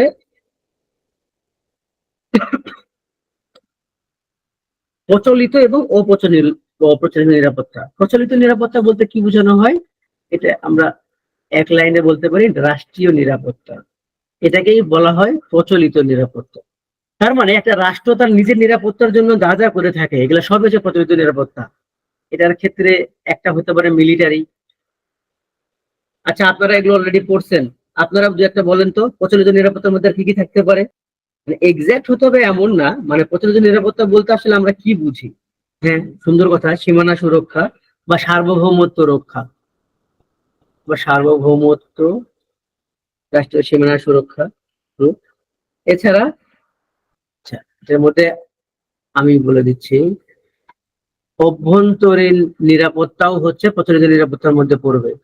আমরা মিলিটারির কথা বলতেছি, ঠিক আছে, সার্বভৌমত্বের জন্য আমাদের কি আছে, বিজিবি আছে, কিন্তু আমাদের অভ্যন্তরের ভেতরেই যদি এখন যদি ইমব্যালেন্স থাকে তাহলে তো হবে না। এই অভ্যন্তরীণ নিরাপত্তাও হচ্ছে প্রচলিত নিরাপত্তার মধ্যেই পড়ে, এটাও সরকারকে মেক শিওর করতে হয়। আমাদের দেশে এটা মেক শিওর করে কে বলেন তো? অভ্যন্তরীণ নিরাপত্তাকে মেক শিওর করে কে? এটা তো পারবেন অন্তত রেসপন্স করেন। ঘুমায় গেছেন নাকি সবাই? হ্যাঁ, প্রধানমন্ত্রী তো সার্বভৌম ক্ষমতার অধিকারী সবকিছু, কিন্তু এই অভ্যন্তরীণ নিরাপত্তা কারা মেনটেন করে? যেমন মিলিটারি তো আছে, সার্বভৌমত্ব নির্ভর করে বিজিবি। না, অভ্যন্তরীণ নিরাপত্তা তো বিজিবির হাতে নেই, অভ্যন্তরীণ নিরাপত্তা হচ্ছে পুলিশ। পুলিশ কিন্তু কখনোই এই সীমানাতে গিয়ে কোনো কাজ করতে পারবে না, পুলিশের সেই রাইট নাই, সেই এখতিয়ার নাই। হ্যাঁ, বর্ডার যে কোনো রকমের বিষয়ে কিন্তু ইনভলভ হচ্ছে বিজিবি। এইভাবে প্রত্যেকটা বিষয় কার কি মানে লিমিটেশনটা কি বা ক্ষমতা কতখানি এটা কিন্তু লিমিট করে দেওয়া আছে। যেমন অভ্যন্তরীণ নিরাপত্তা দেখা হচ্ছে পুলিশ, সীমানা দেখা হচ্ছে বিজিবি। আর মূলত হচ্ছে মিলিটারিরা হচ্ছে পাওয়ার প্র্যাকটিস করে, কিন্তু তাদেরকে সবসময় ইউজ করা হয় না। তাদেরকে ইউজ করা হয় মূলত যখন বহির্দেশ থেকে যদি কেউ যদি কোনো আক্রমণ করে বা করার চেষ্টা করে, সেক্ষেত্রে হচ্ছে মিলিটারিদেরকে আমরা ইউজ করে থাকি। তো এগুলো মোটামুটি হচ্ছে প্রচলিত নিরাপত্তার এক্সাম্পল। এখানে আরো কিছু এক্সাম্পল থাকতে পারে, যেমন হচ্ছে নির্বাহী ব্যবস্থা, reserve force, right? Reserve force এটা অভ্যন্তরীণ নিরাপত্তার ক্ষেত্রে হতে পারে, বা এটা হচ্ছে মিলিটারি ক্ষেত্রে হতে পারে। বাট এখানে আরো কিছু আসবে, আইনসভা, নির্বাহী ব্যবস্থা, আরেকটা হচ্ছে বিচার ব্যবস্থা। এগুলো কিভাবে আসবে দেখেন, যে বিচার ব্যবস্থা আপনার প্রচলিত নিরাপত্তাকে ইনশিওর করে কিসের মাধ্যমে? আইনসভার মাধ্যমে। আর এটাকে মেক শিওর কি করে? নির্বাহী ব্যবস্থা। এটা এই তিনটা কিন্তু একসাথে কাজ করে। হ্যাঁ, এটা কোনো আলাদা না, একটাই পয়েন্ট, যে প্রচলিত নিরাপত্তাকে মেক শিওর করার কাজটা করে বিচার ব্যবস্থা। কার মাধ্যমে? আইনসভার মাধ্যমে। কারণ আইনসভা যদি ডিক্লারেশন না দেয়, বিচার ব্যবস্থা কিছুই করতে পারবে না। আর এইটাকে শেষ পর্যন্ত ফাইনালাইজ করে কে, মানে জিনিসটাকে ইউটিলাইজ করে হচ্ছে নির্বাহী ব্যবস্থা। এগুলো সবই মোটামুটি হচ্ছে প্রচলিত নিরাপত্তা। তাহলে অপ্রচলিত নিরাপত্তা গুলো কিরকম? এই যে কথাগুলো আমি বললাম, এগুলো প্রত্যেকটা দেশের জন্যই সেম। হ্যাঁ, প্রত্যেকটা দেশের জন্য, ধরেন যে একটা দেশে একটা চুরি হইলো, সেই চুরির কাজে সেই মানে এই যে আমাদের ঘরে চুরি হবে না, এই নিরাপত্তাটা যে দিবে, এটা প্রচলিত নিরাপত্তা, এটা আমার সরকার মেক শিওর করবে। বা বাহিরে গেলে একটা ছিনতাই হবে না, বা একটা মানুষ স্বাধীনভাবে যে বসবাস করবে, এই বিষয়গুলোকে নিরাপত্তা দেওয়া একটা সরকারের দায়িত্ব। আর এই জিনিসগুলি হচ্ছে প্রচলিত নিরাপত্তা। কিন্তু চিন্তা করে দেখেন, হলি আর্টিজেনে যে ঘটনাটা ঘটলো, আপনাদের কি মনে হয় এটা কি প্রচলিত নিরাপত্তা নাকি অপ্রচলিত নিরাপত্তার একটা ব্যর্থতা বলেন তো? হলি আর্টিজেন যে ক্রাইসিসটা হইলো, মনে আছে আপনাদের? গত সপ্তাহে ডেট মানে সেই অনাকাঙ্ক্ষিত ডিটেলস না, এটাকে আমরা প্রচলিত নিরাপত্তার মধ্যে ধরতে পারবো না। কারণ এখানে যতগুলো পয়েন্ট বলা আছে দেখেন, মিলিটারি বলেন, বিজিবি বলেন, পুলিশ বলেন, এরা কেউ কিন্তু জানতো না যে হলি আর্টিজেনে যে ঘটনাটা ঘটতেছে তারা কিভাবে ঘটবে। হ্যাঁ, একটা দিক থেকে প্রচলিত আপনি বলতে পারেন যে হলি আর্টিজেনে যারা অ্যাটাকটা করেছিল কিছু মানুষ কিন্তু বাঙালি ছিল। বাট আমরা তো এটাও শুনছি না যে কিছু মানুষ দেশের বাহিরের ছিল। তো দেশের বাইরে থেকে এসে বাংলাদেশে এসে যখন একটা অ্যাটাক করতেছে, এটা সম্পর্কে যখন আপনি জানতেছেন না, এটা কিন্তু একটা অপ্রচলিত নিরাপত্তার একটা প্র্যাকটিস। আবার আমাদের দেশ থেকেও কিন্তু ইন্ডিয়াতে গিয়ে, যেমন আমাদের দেশে একটা ঘটনা ঘটিয়ে গিয়ে ইন্ডিয়াতে গিয়ে সে র্যান্ডম ঘুরে বেড়াচ্ছে, কিন্তু ইন্ডিয়া রুলস অনুযায়ী আমি কিন্তু চাইলেই কিন্তু তাকে কিন্তু আমাদের বাংলাদেশে ধরে আনতে পারবো না। এই যে এই নিরাপত্তাটাকে আপনি কিভাবে মেক শিওর করবেন? এই নিরাপত্তা গুলোকে মেকশিওর করার জন্য আসে হচ্ছে এই অপ্রচলিত নিরাপত্তা। তাহলে অপ্রচলিত নিরাপত্তা আসলে জিনিসটা কি বোঝানো হচ্ছে? অপ্রচলিত নিরাপত্তা গুলো হচ্ছে দেশের অভ্যন্তরে যে জনগণ গুলো রয়েছে, এগুলোর মধ্যে, এটা সরাই, এখানে বলে দিই, ধরেন যে জনগণের মধ্যে একটা মানে উত্তেজনা তৈরি করে দিল, সহিংসতা তৈরি হইলো। এছাড়া আরো কি হইতে পারে? গৃহযুদ্ধ সৃষ্টি হয়ে যেতে পারে। কিভাবে সেটাতে আমরা আসতেছি, হচ্ছে বহিঃশত্রুর আক্রমণ। এই বিষয়গুলো কিভাবে হতে পারে? যেমন খুব সিম্পল, ধরেন যে ভারতের যে সেভেন সিস্টার রয়েছে, তাদেরকে যদি বাংলাদেশ যদি হেল্প করতে চায়, এটা কিন্তু সম্ভব। হ্যাঁ, একদম খুবই ইজি।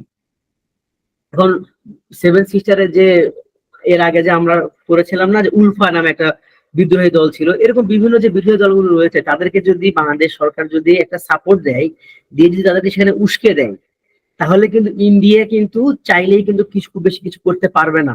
কিন্তু এই যে ইন্ডিয়ার অভ্যন্তরীণ কাজে অন্য একটা দেশ এসে সাপোর্ট করতেছে, ইন্ডিয়া কিন্তু উল্ফার লোকজনকে হয়তো মারতে পারবে, তাদেরকে ধরতে পারবে, তাদেরকে শাস্তি দিতে পারবে, কিন্তু কিছু একটা করে যদি উল্ফার এসে বাংলাদেশে আবার যদি ধরেন যে আশ্রয় নিল, সেক্ষেত্রে তো ইন্ডিয়ার কিছু করার থাকে না।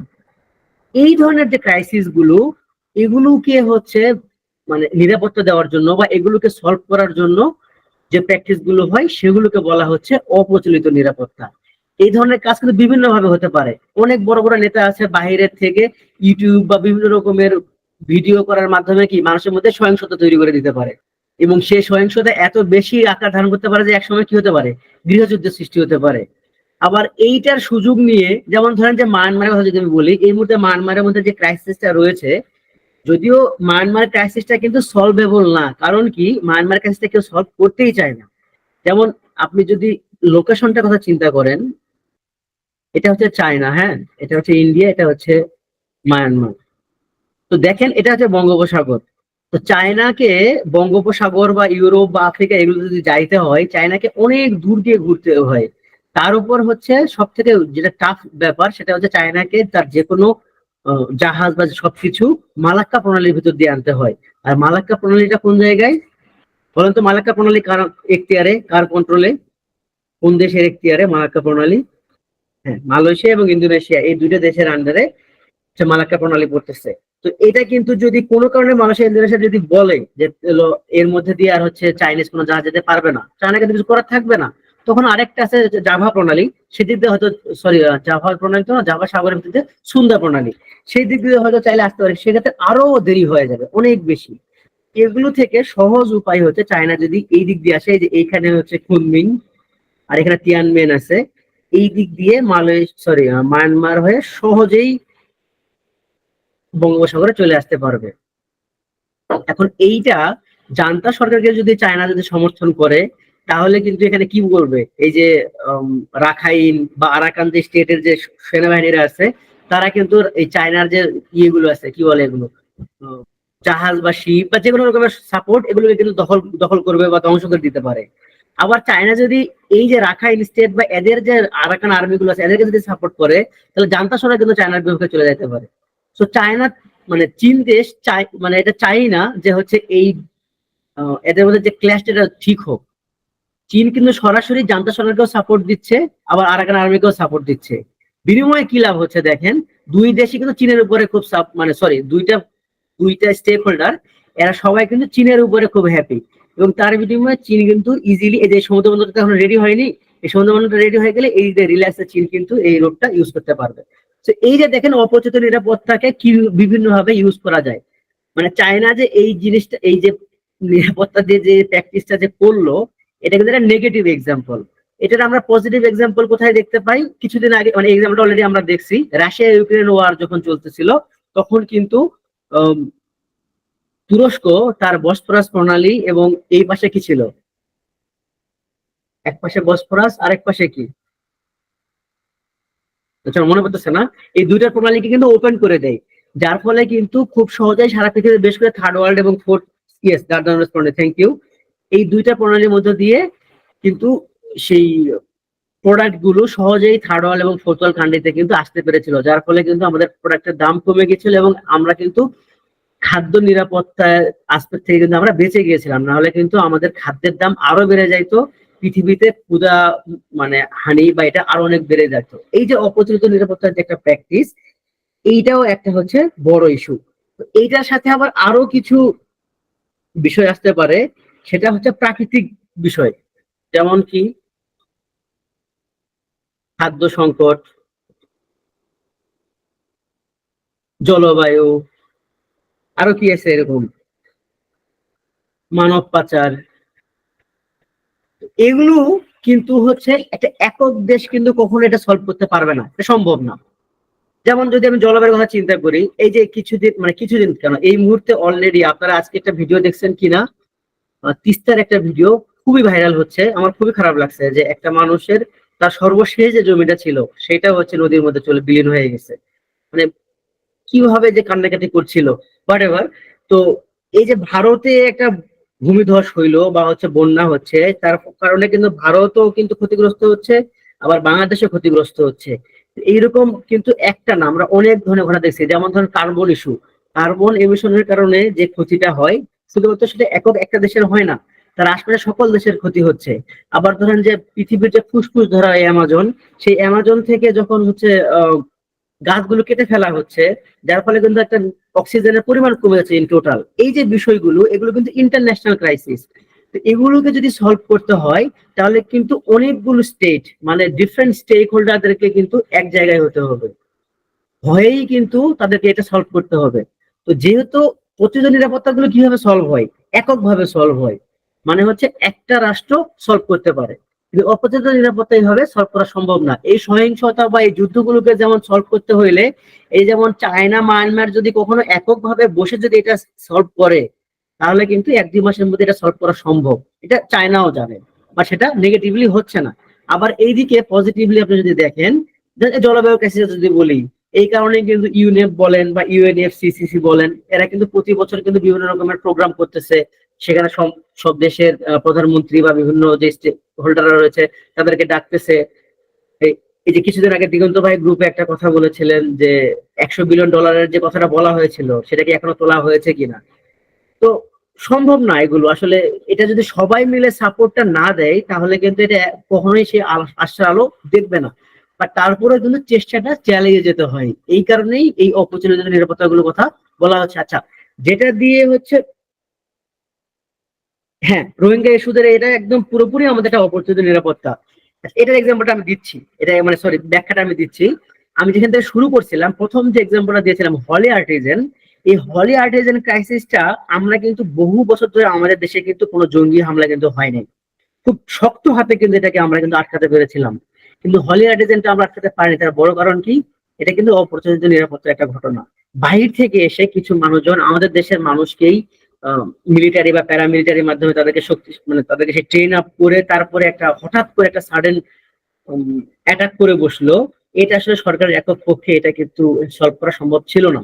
কিন্তু এই যে এই যে জঙ্গিগুলা যে দেশ থেকে আসছিল, সেই দেশের রাষ্ট্রপ্রধানরা যদি এটা, এটা কিন্তু অনেক কিছুই কিন্তু গোপন ভাবে হয়, অনেক কিছু জানা যায়। যদি এরকম হতো যে ধরেন যে এরা পাকিস্তান থেকে আসছে বা হচ্ছে ধরেন ইরান থেকে আসছে, সেই দেশের সরকার প্রধান বা গোয়েন্দা সংস্থা যদি বাংলাদেশের গোয়েন্দা সংস্থাকে যদি জানিয়ে দিত যে আমাদের কাছে এরকম একটা খবর আসছে যে আমাদের দেশ থেকে এরকম কয়েকজন মানুষ কিন্তু তোমাদের দেশে গিয়েছে, হয়তো সামনে কোনো একটা এই ধরনের ঘটনা ঘটতে পারে। এই যে প্র্যাকটিসটা হইলো যে তারা একটা তথ্য জানালো, তার ফলে এখন আমাদের দেশের যে আভ্যন্তরীণ এই যে তখন প্রচলিত যে গ্রুপগুলো রয়েছে, তারা তখন সচেতন হয়ে যাবে এবং চেষ্টা করবে যে আরো কোনো জঙ্গি আসছে কিনা বা এই জঙ্গিগুলা কোনো প্ল্যান করতেছে কিনা, সেটা হচ্ছে খুঁজে বের করা। তো এইভাবে অপ্রচলিত নিরাপত্তাকে ফাইনালি নিরাপত্তা দেওয়ার জন্য কিন্তু কাজ করে এই প্রচলিত নিরাপত্তার সাথে যে স্টেক হোল্ডার রয়েছে তারাই। তো এইভাবেই কিন্তু অপ্রচলিত নিরাপত্তার সাথে প্রচলিত নিরাপত্তা হচ্ছে ইনভলভ থাকে, এবং সেম কাজটা বাংলাদেশের ক্ষেত্রেও ঘটে। আচ্ছা, এখন রোহিঙ্গা ইস্যুর ক্ষেত্রে যদি আমরা বলি, দেখেন যে রোহিঙ্গা গুলো কিন্তু অলরেডি চলে আসছে, তারা কিন্তু এখন বাংলাদেশের অভ্যন্তরে রয়েছে। তার মানে এদের নিরাপত্তা দেওয়ার যে রাইট, এটা এখন সরাসরি বাংলাদেশ সরকার নিয়েছে। এবং তার আস্পেক্ট থেকে কিন্তু কোস্ট গার্ড, মানে এই মুহূর্তে যারা সাপোর্ট দিচ্ছে, বিজিবি, মিলিটারি এবং কোস্ট গার্ড একদম সরাসরি হচ্ছে এই যারা অলরেডি চলে আসছে এই রোহিঙ্গাদের থেকে একটা নিরাপত্তা দিচ্ছে। কিন্তু রোহিঙ্গারা কিন্তু মায়ানমারে এখনো রয়ে গেছে একটা বড় অংশ।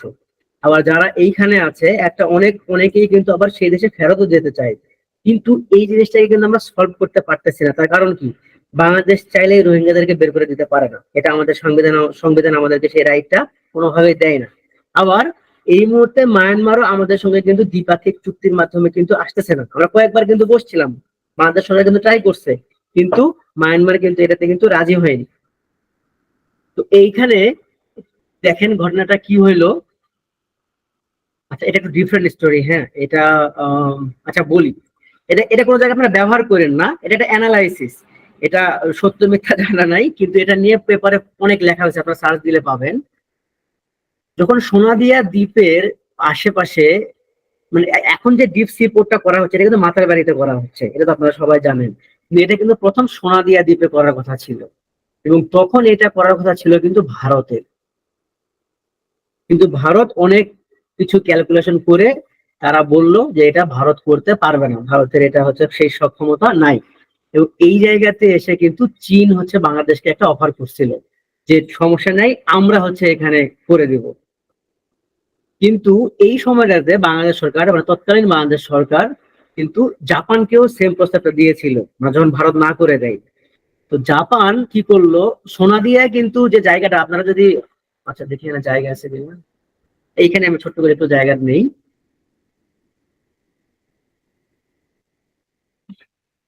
মানে এটাকে যদি আমি বাংলাদেশের মানচিত্র ধরি, হ্যাঁ মানে নিচের অংশ, লোয়ার পার্ট, সোনাদিয়ার অবস্থানটা মোটামুটি হচ্ছে এই জায়গাতে, সরি এই জায়গাটাতে, এই জায়গাটাতে এইখানে যদি ডিপ সি পোর্ট করা হতো, হ্যাঁ তাহলে কিন্তু বাংলাদেশের একটা হিউজ সুবিধা হইতো। কিন্তু এখন চলে আসছে ডিপ সি পোর্টটা এই জায়গাতে, এইটাতে হওয়ার কারণে বাংলাদেশের কিন্তু কোনো সুবিধা হয় নাই, উল্টা জাপানের এখানে অনেকগুলো সুবিধা হয়ে গেছে।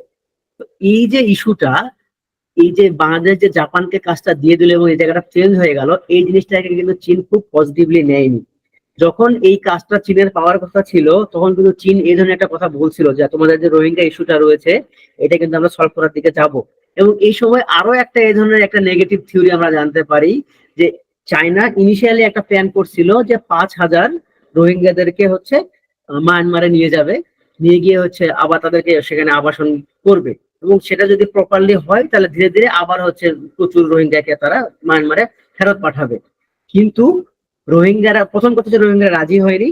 রোহিঙ্গা রাজি না হওয়ার বড় কারণ ছিল, রোহিঙ্গাদের যুক্তিটা ছিল হচ্ছে যে আমরা যাব ঠিক আছে কিন্তু আমাদের নিরাপত্তা কিভাবে এনশিওর করবে, সেটা তো মেকশিওর করতে হবে। এটা যদি না করা হয় তাহলে তো আমাদের কি লাভ নেই। তো এইটা একটা বড় কোশ্চেন ছিল। কিন্তু বাংলাদেশ ইন্টারন্যাশনাল পলিটিক্স এর আসপেক্ট থেকে অ্যানালাইসিস করে যেটা বের করেছিল যে, এটা এই পাশে না বললে হচ্ছে না, যে চীন যদি বেশি না 5 জন রোহিঙ্গাদেরকেও যদি মায়ানমারে পাঠাতে পারে, এটা কিন্তু চীনের জন্য একটা বিশাল অ্যাচিভমেন্ট। হ্যাঁ, হিউজ অ্যাচিভমেন্ট। যে 5 জন গেল মানে কি, তার মানে রোহিঙ্গাদেরকে মায়ানমারে পাঠানো যাচ্ছে, এটা শো করানো হচ্ছে। এইটা যদি চীন একবার স্ট্যাবলিশ করতে পারে তাহলে ওয়ার্ল্ডে চীনের কিন্তু যে মানে কি বলবো, এই যে পাওয়ার প্র্যাকটিসের যে এক্সাম্পল গুলো দিলাম না আমি প্রথমে, পার্সুয়েন্স এর যে ব্যাপারটা, এইটা কিন্তু এখানে চীন প্রপারলি হচ্ছে ইউজ করতে পারে। হ্যাঁ ভাবমূর্তি তো অবশ্যই, বাট প্রপারলি হচ্ছে ইউজ করতে পারে। এবং যার ফলে মানে চীন এইটার ফায়দাটা কিন্তু সব জায়গায় নিতে পারে। যে যে কোনো জায়গাতে যখন রোহিঙ্গা নিয়ে যখন বড় বড় কথা হচ্ছে, বিশেষ করে হচ্ছে রোহিঙ্গাদেরকে সাপোর্ট দিতে হবে বিভিন্ন রকমের, সেটা ফাইন্যান্সিয়াল হোক বা অন্যান্য সাপোর্ট হোক, চীন সেখানে কিন্তু বাধাগ্রস্ত করতে পারতো। এবং তার বিনিময়ে মাত্র এই যে কয়েকজন 5,000 বা সামান্য কিছু রোহিঙ্গাকে পাঠানোর বিনিময়ে মায়ানমারের কাছ থেকে চীন আবার কিন্তু অনেক একটা বিশাল সাপোর্ট নিতে পারতো, যেই জিনিসটা বাংলাদেশের সরকারে বা বাংলাদেশ সেই সময় কিন্তু পছন্দ হয় নাই। এই কারণে কিন্তু বাংলাদেশ কিন্তু এটাতে রাজিও হয়নি। তো এটা হচ্ছে যেটা হচ্ছে প্রচলিত গল্প, মানে এটা হচ্ছে সব জায়গায় বলা হয় এবং পেপারও কিন্তু এভাবে আসছে। আর আরেকটা প্রচলিত হিডেন গল্প হচ্ছে চীন ফাইনালি এই রোহিঙ্গাদেরকে কিন্তু মায়ানমারে নিয়েই যায়নি এবং এই কাজ থেকে সরে আসছে শুধুমাত্র এই কারণে যে এই যে ডিপ সির যে কাজটা, এই কাজটা যখন বাংলাদেশ জাপানকে দিয়ে দিল, এটার জন্য চীন খুব মনক্ষুণ্ণ হয়েছিল। তো এইটা নিয়ে অনেক কোশ্চেন আছে, সো এটা আপনারা কোথাও ইউজ করবেন না। সো এটা it's kind of analysis, political পাওয়ার প্র্যাকটিসের বিভিন্ন রকম যে অ্যানালাইসিস থাকে তার মধ্যে এটা একটা, যে একটা ডিপ সি পোর্ট কিন্তু একটা হিউজ কাজ, একটা বিশাল কাজ। এ ধরনের একটা কাজ না পারার কারণে খুব স্বাভাবিক চীন একটু মনক্ষুণ্ণ হতেই পারে। তার জন্য কিন্তু রোহিঙ্গা ইস্যুটাও কিন্তু খুব একটা পজিটিভলি কিন্তু আমরা আর পরে দেখি নাই। যদিও এই কারণে বাংলাদেশ এখনো আসিয়ানে ইনভলভ হওয়ার চেষ্টা করতেছে এবং এটাও হয়তো সম্ভব হবে না। বাট যদি কোনো কারণে যদি বাংলাদেশ আসিয়ানের সাথে ইনভলভ কখনো হতে পারে, হু নোজ, হয়তো রোহিঙ্গা ইস্যুটা আমরা সলভ করতেও পারি। তো আচ্ছা, এখন হচ্ছে মোটামুটি একটা শেষ পয়েন্টে চলে আসছি, সেটা হচ্ছে সন্ত্রাসবাদ। যদিও রিসেন্টলি হচ্ছে সন্ত্রাসবাদ আর খুব বেশি ইউজ হচ্ছে না, তার বড় একটা কারণ হচ্ছে যে সন্ত্রাসবাদের সব থেকে বড় বড় যে এক্সাম্পল গুলো ছিল, যেমন আফগানিস্তান, ইরাক বা লিবিয়া বা ইরাক, এগুলো কিন্তু সবই এখন পুরাতন। এখন সন্ত্রাসবাদ নিয়ে যে ধরনের একটা প্রশ্ন আসতে পারে সেটা হচ্ছে হামাসকে নিয়ে। তো হামাসকে নিয়ে কিন্তু কনফ্লিক্ট থিওরির অভাব নেই। যেমন একটা হচ্ছে হামাস কিন্তু তাদের নিজেদের রাষ্ট্র রক্ষার জন্য আন্দোলন করতেছে, সুতরাং তাদেরকে আমরা সরাসরি সন্ত্রাসবাদ বা সন্ত্রাসী সংগঠন কিন্তু আমরা বলতে পারি না। আবার হামাসকে আমরা সন্ত্রাসী সংগঠন বলতেও পারি। কেন বলতে পারি, হামাস কিন্তু নিজেদের স্বার্থ রক্ষার জন্য অন্যান্য যে কোনো জাতি, যেমন বাংলাদেশ পাকিস্তানের কাছ থেকে যে বের হয়ে আসছে, যে এই ধরনের পজিটিভ কাজগুলো না করে তারা কিন্তু অনেক বাজে বাজে কাজ করছে। যেমন কি হামাস গত বছর অক্টোবরে কি করলো, ইসরায়েলে অ্যাটাক করে বসলো, যেটা কখনোই একটা মানে বিপ্লবী গোষ্ঠী যারা হচ্ছে স্বাধীনতা চায় তাদের কাছ থেকে কাম্য না। তো এইটা হচ্ছে একটা ক্রাইসিস, যে অ্যাটাক ইসরায়েল। আরেকটা ইস্যু এখানে খুব ইম্পর্টেন্ট ফ্যাক্টর, সেটা হচ্ছে যে জিম্মি করা। তারা হচ্ছে অনেককে জিম্মি করে নিয়ে গেল। তো এইগুলো, এই যে দুইটা বড় এক্সাম্পল দিলাম, এই দুইটা হচ্ছে সন্ত্রাসবাদের খুব গুরুত্বপূর্ণ দুইটা উদাহরণের মধ্যে পড়ে, বা হচ্ছে টপিকের মধ্যে পড়ে। এই কারণে হামাসকে আমরা আবার সন্ত্রাসবাদ হিসেবে হচ্ছে ব্যাখ্যা করতে পারি, বা সন্ত্রাস সংগঠন হিসেবে ব্যাখ্যা করতেও পারি। আবার ন্যাশনাল ইন্টারেস্টের জায়গা থেকে, জাতীয়তা স্বার্থ রক্ষা থেকে, বা ঐতিহাসিক দিক থেকে আপনি যদি না বলতে চান, তাহলে আপনি ঐতিহাসিক দিক থেকে আবার এটা আলোচনা করতে পারেন। যে ঐতিহাসিক যখন আলোচনা আপনি করবেন, যে একসময় তো এটা প্যালেস্টাইনই ছিল এবং এই জায়গাটা তাদেরই ছিল, ধীরে ধীরে বরং ইসরায়েলি তাদের জায়গাটা দখল করে ফেলছে, তাদের নিজেদের জায়গায় তারা আবার ফিরিয়ে আনার জন্য এই ধরনের কাজ করতেছে। এই ধরনের যখন একটা অ্যানালিটিক্যাল অ্যান্সার দিবেন, তখন আবার দেখতে পারবেন যে না, হামাসকে একটা সন্ত্রাসবাদী সংগঠন বলা যায় না। তো এইরকম যদি প্রশ্ন আসে যে হামাস কি সন্ত্রাসবাদী সংগঠন কি না, বা আপনার কি মতামত, বা সন্ত্রাসবাদ কি, হামাসকে এর আলোকে ব্যাখ্যা করুন, প্রশ্নটা যদি এরকম হয়, তাহলে কিন্তু আপনি এরকম একটা কম্পারেটিভ অ্যানালাইসিস দিয়ে আপনাকে অ্যান্সার করতে হবে। কারণ আপনি সরাসরি তাকে মানে সন্ত্রাসবাদী সংগঠন বলতে পারবেন না, আবার এটাও বলতে পারবেন না যে আসলে সে সন্ত্রাসবাদী সংগঠন নয়। তো দুই ধরনের অ্যান্সারই এখানে হতে পারে। আর প্রিভিয়াসলি যে এক্সাম্পল গুলো ছিল সন্ত্রাসবাদের, এগুলো এখন কিন্তু খুব বেশি আর ইউজ হয় না। কারণ ওগুলো অ্যানালাইসিস করতে গেলে কিন্তু আমরা হচ্ছে ট্রিপল কে সেই অ্যান্সারটা করেছিলাম, টু ক্লাস ক্যান। এটাও কিন্তু এক ধরনের সন্ত্রাসবাদী ছিল, যদিও এটা হোয়াইট ন্যাশনালিজম ছিল, বাট এটাও এক ধরনের সন্ত্রাসবাদের মধ্যেই কিন্তু পড়ে। তো মোটামুটি এগুলোই ছিল টপিক। ও আচ্ছা, আরেকটা তাহলে বাদ পড়ছে, এগুলো সচরাচর দেখা যায় যে কনসেপচুয়ালের মধ্যে আসে না, বা আসলে হচ্ছে টিকা আকারে হয়তো আসলে আসতে পারে। তবে এগুলো আপনারা যখন এম্পেরিক্যাল কোশ্চেনের অ্যান্সার করবেন, তখন এগুলো বিভিন্ন জায়গাতে চাইলে ইউজ করতে পারবেন। এখানে কিছু অস্ত্রের কথা বলা হয়েছে, যেমন S-400 ক্ষেপণাস্ত্র। এটা কিন্তু এখন সব থেকে জনপ্রিয় একটা ক্ষেপণাস্ত্রের মধ্যে একটা। তো এটা সম্পর্কে আপনারা একটু পড়ে নিয়ে, আচ্ছা এখানে সব ডিটেলস একটু নোট করে দেওয়া আছে, আপনারা একবার শুধু পড়ে নিয়ে। WMD সম্পর্কে তো ভালো করে জানার কথা, ওয়েপন অফ মাস ডিস্ট্রাকশন। এটা খুবই বিধ্বংসী একটা বিষয়, রাসায়নিক অস্ত্র। এটা রিসেন্টলি হচ্ছে ইসরায়েল কিন্তু হচ্ছে প্যালেস্টাইনে একবার হচ্ছে ইউজ করলো।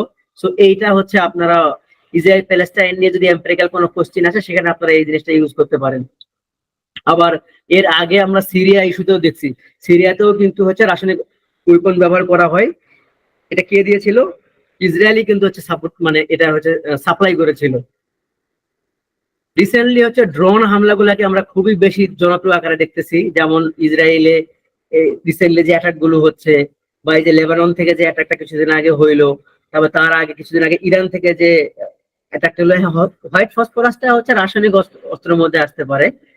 তো এগুলো এই সবই হচ্ছে যেহেতু রিসেন্ট যে ক্রাইসিস গুলো, তার মধ্যে এই অস্ত্রগুলো ইউজ হচ্ছে, সুতরাং এগুলো সম্পর্কে আপনারা একটু পড়ে নিন। আর ক্লাস্টার বোমাটা এখন হচ্ছে খুব বেশি ইউজ হয়, কারণ হচ্ছে এটা খুব ছোট্ট একটা বোমা, কিন্তু হচ্ছে শক্তি অনেক বেশি। তো এইটা হচ্ছে অনেক বেশি এখন ইউজ হচ্ছে। এটা সম্পর্কে এটার বৈশিষ্ট্যগুলো দেওয়া আছে, একবার পড়ে নিয়ে। তো মোটামুটি শক্তি নিরাপত্তা হচ্ছে এগুলোই ছিল। আপনাদের যদি কোনো প্রশ্ন থাকে তাহলে আমাকে করতে পারেন, কারণ আপনাদের কনসেপচুয়াল ইস্যুজ এর যতগুলো অধ্যায় ছিল সবই এর মধ্যে দিয়ে শেষ হয়ে গেল। এবং অলরেডি শাহরিয়ার ভাই আপনাদেরকে এম্পিরিক্যাল ইস্যু পড়ানো শুরু করে ফেলছেন, এবং ইনশাল্লাহ সেটাও শেষ হয়ে যাবে ধীরে ধীরে।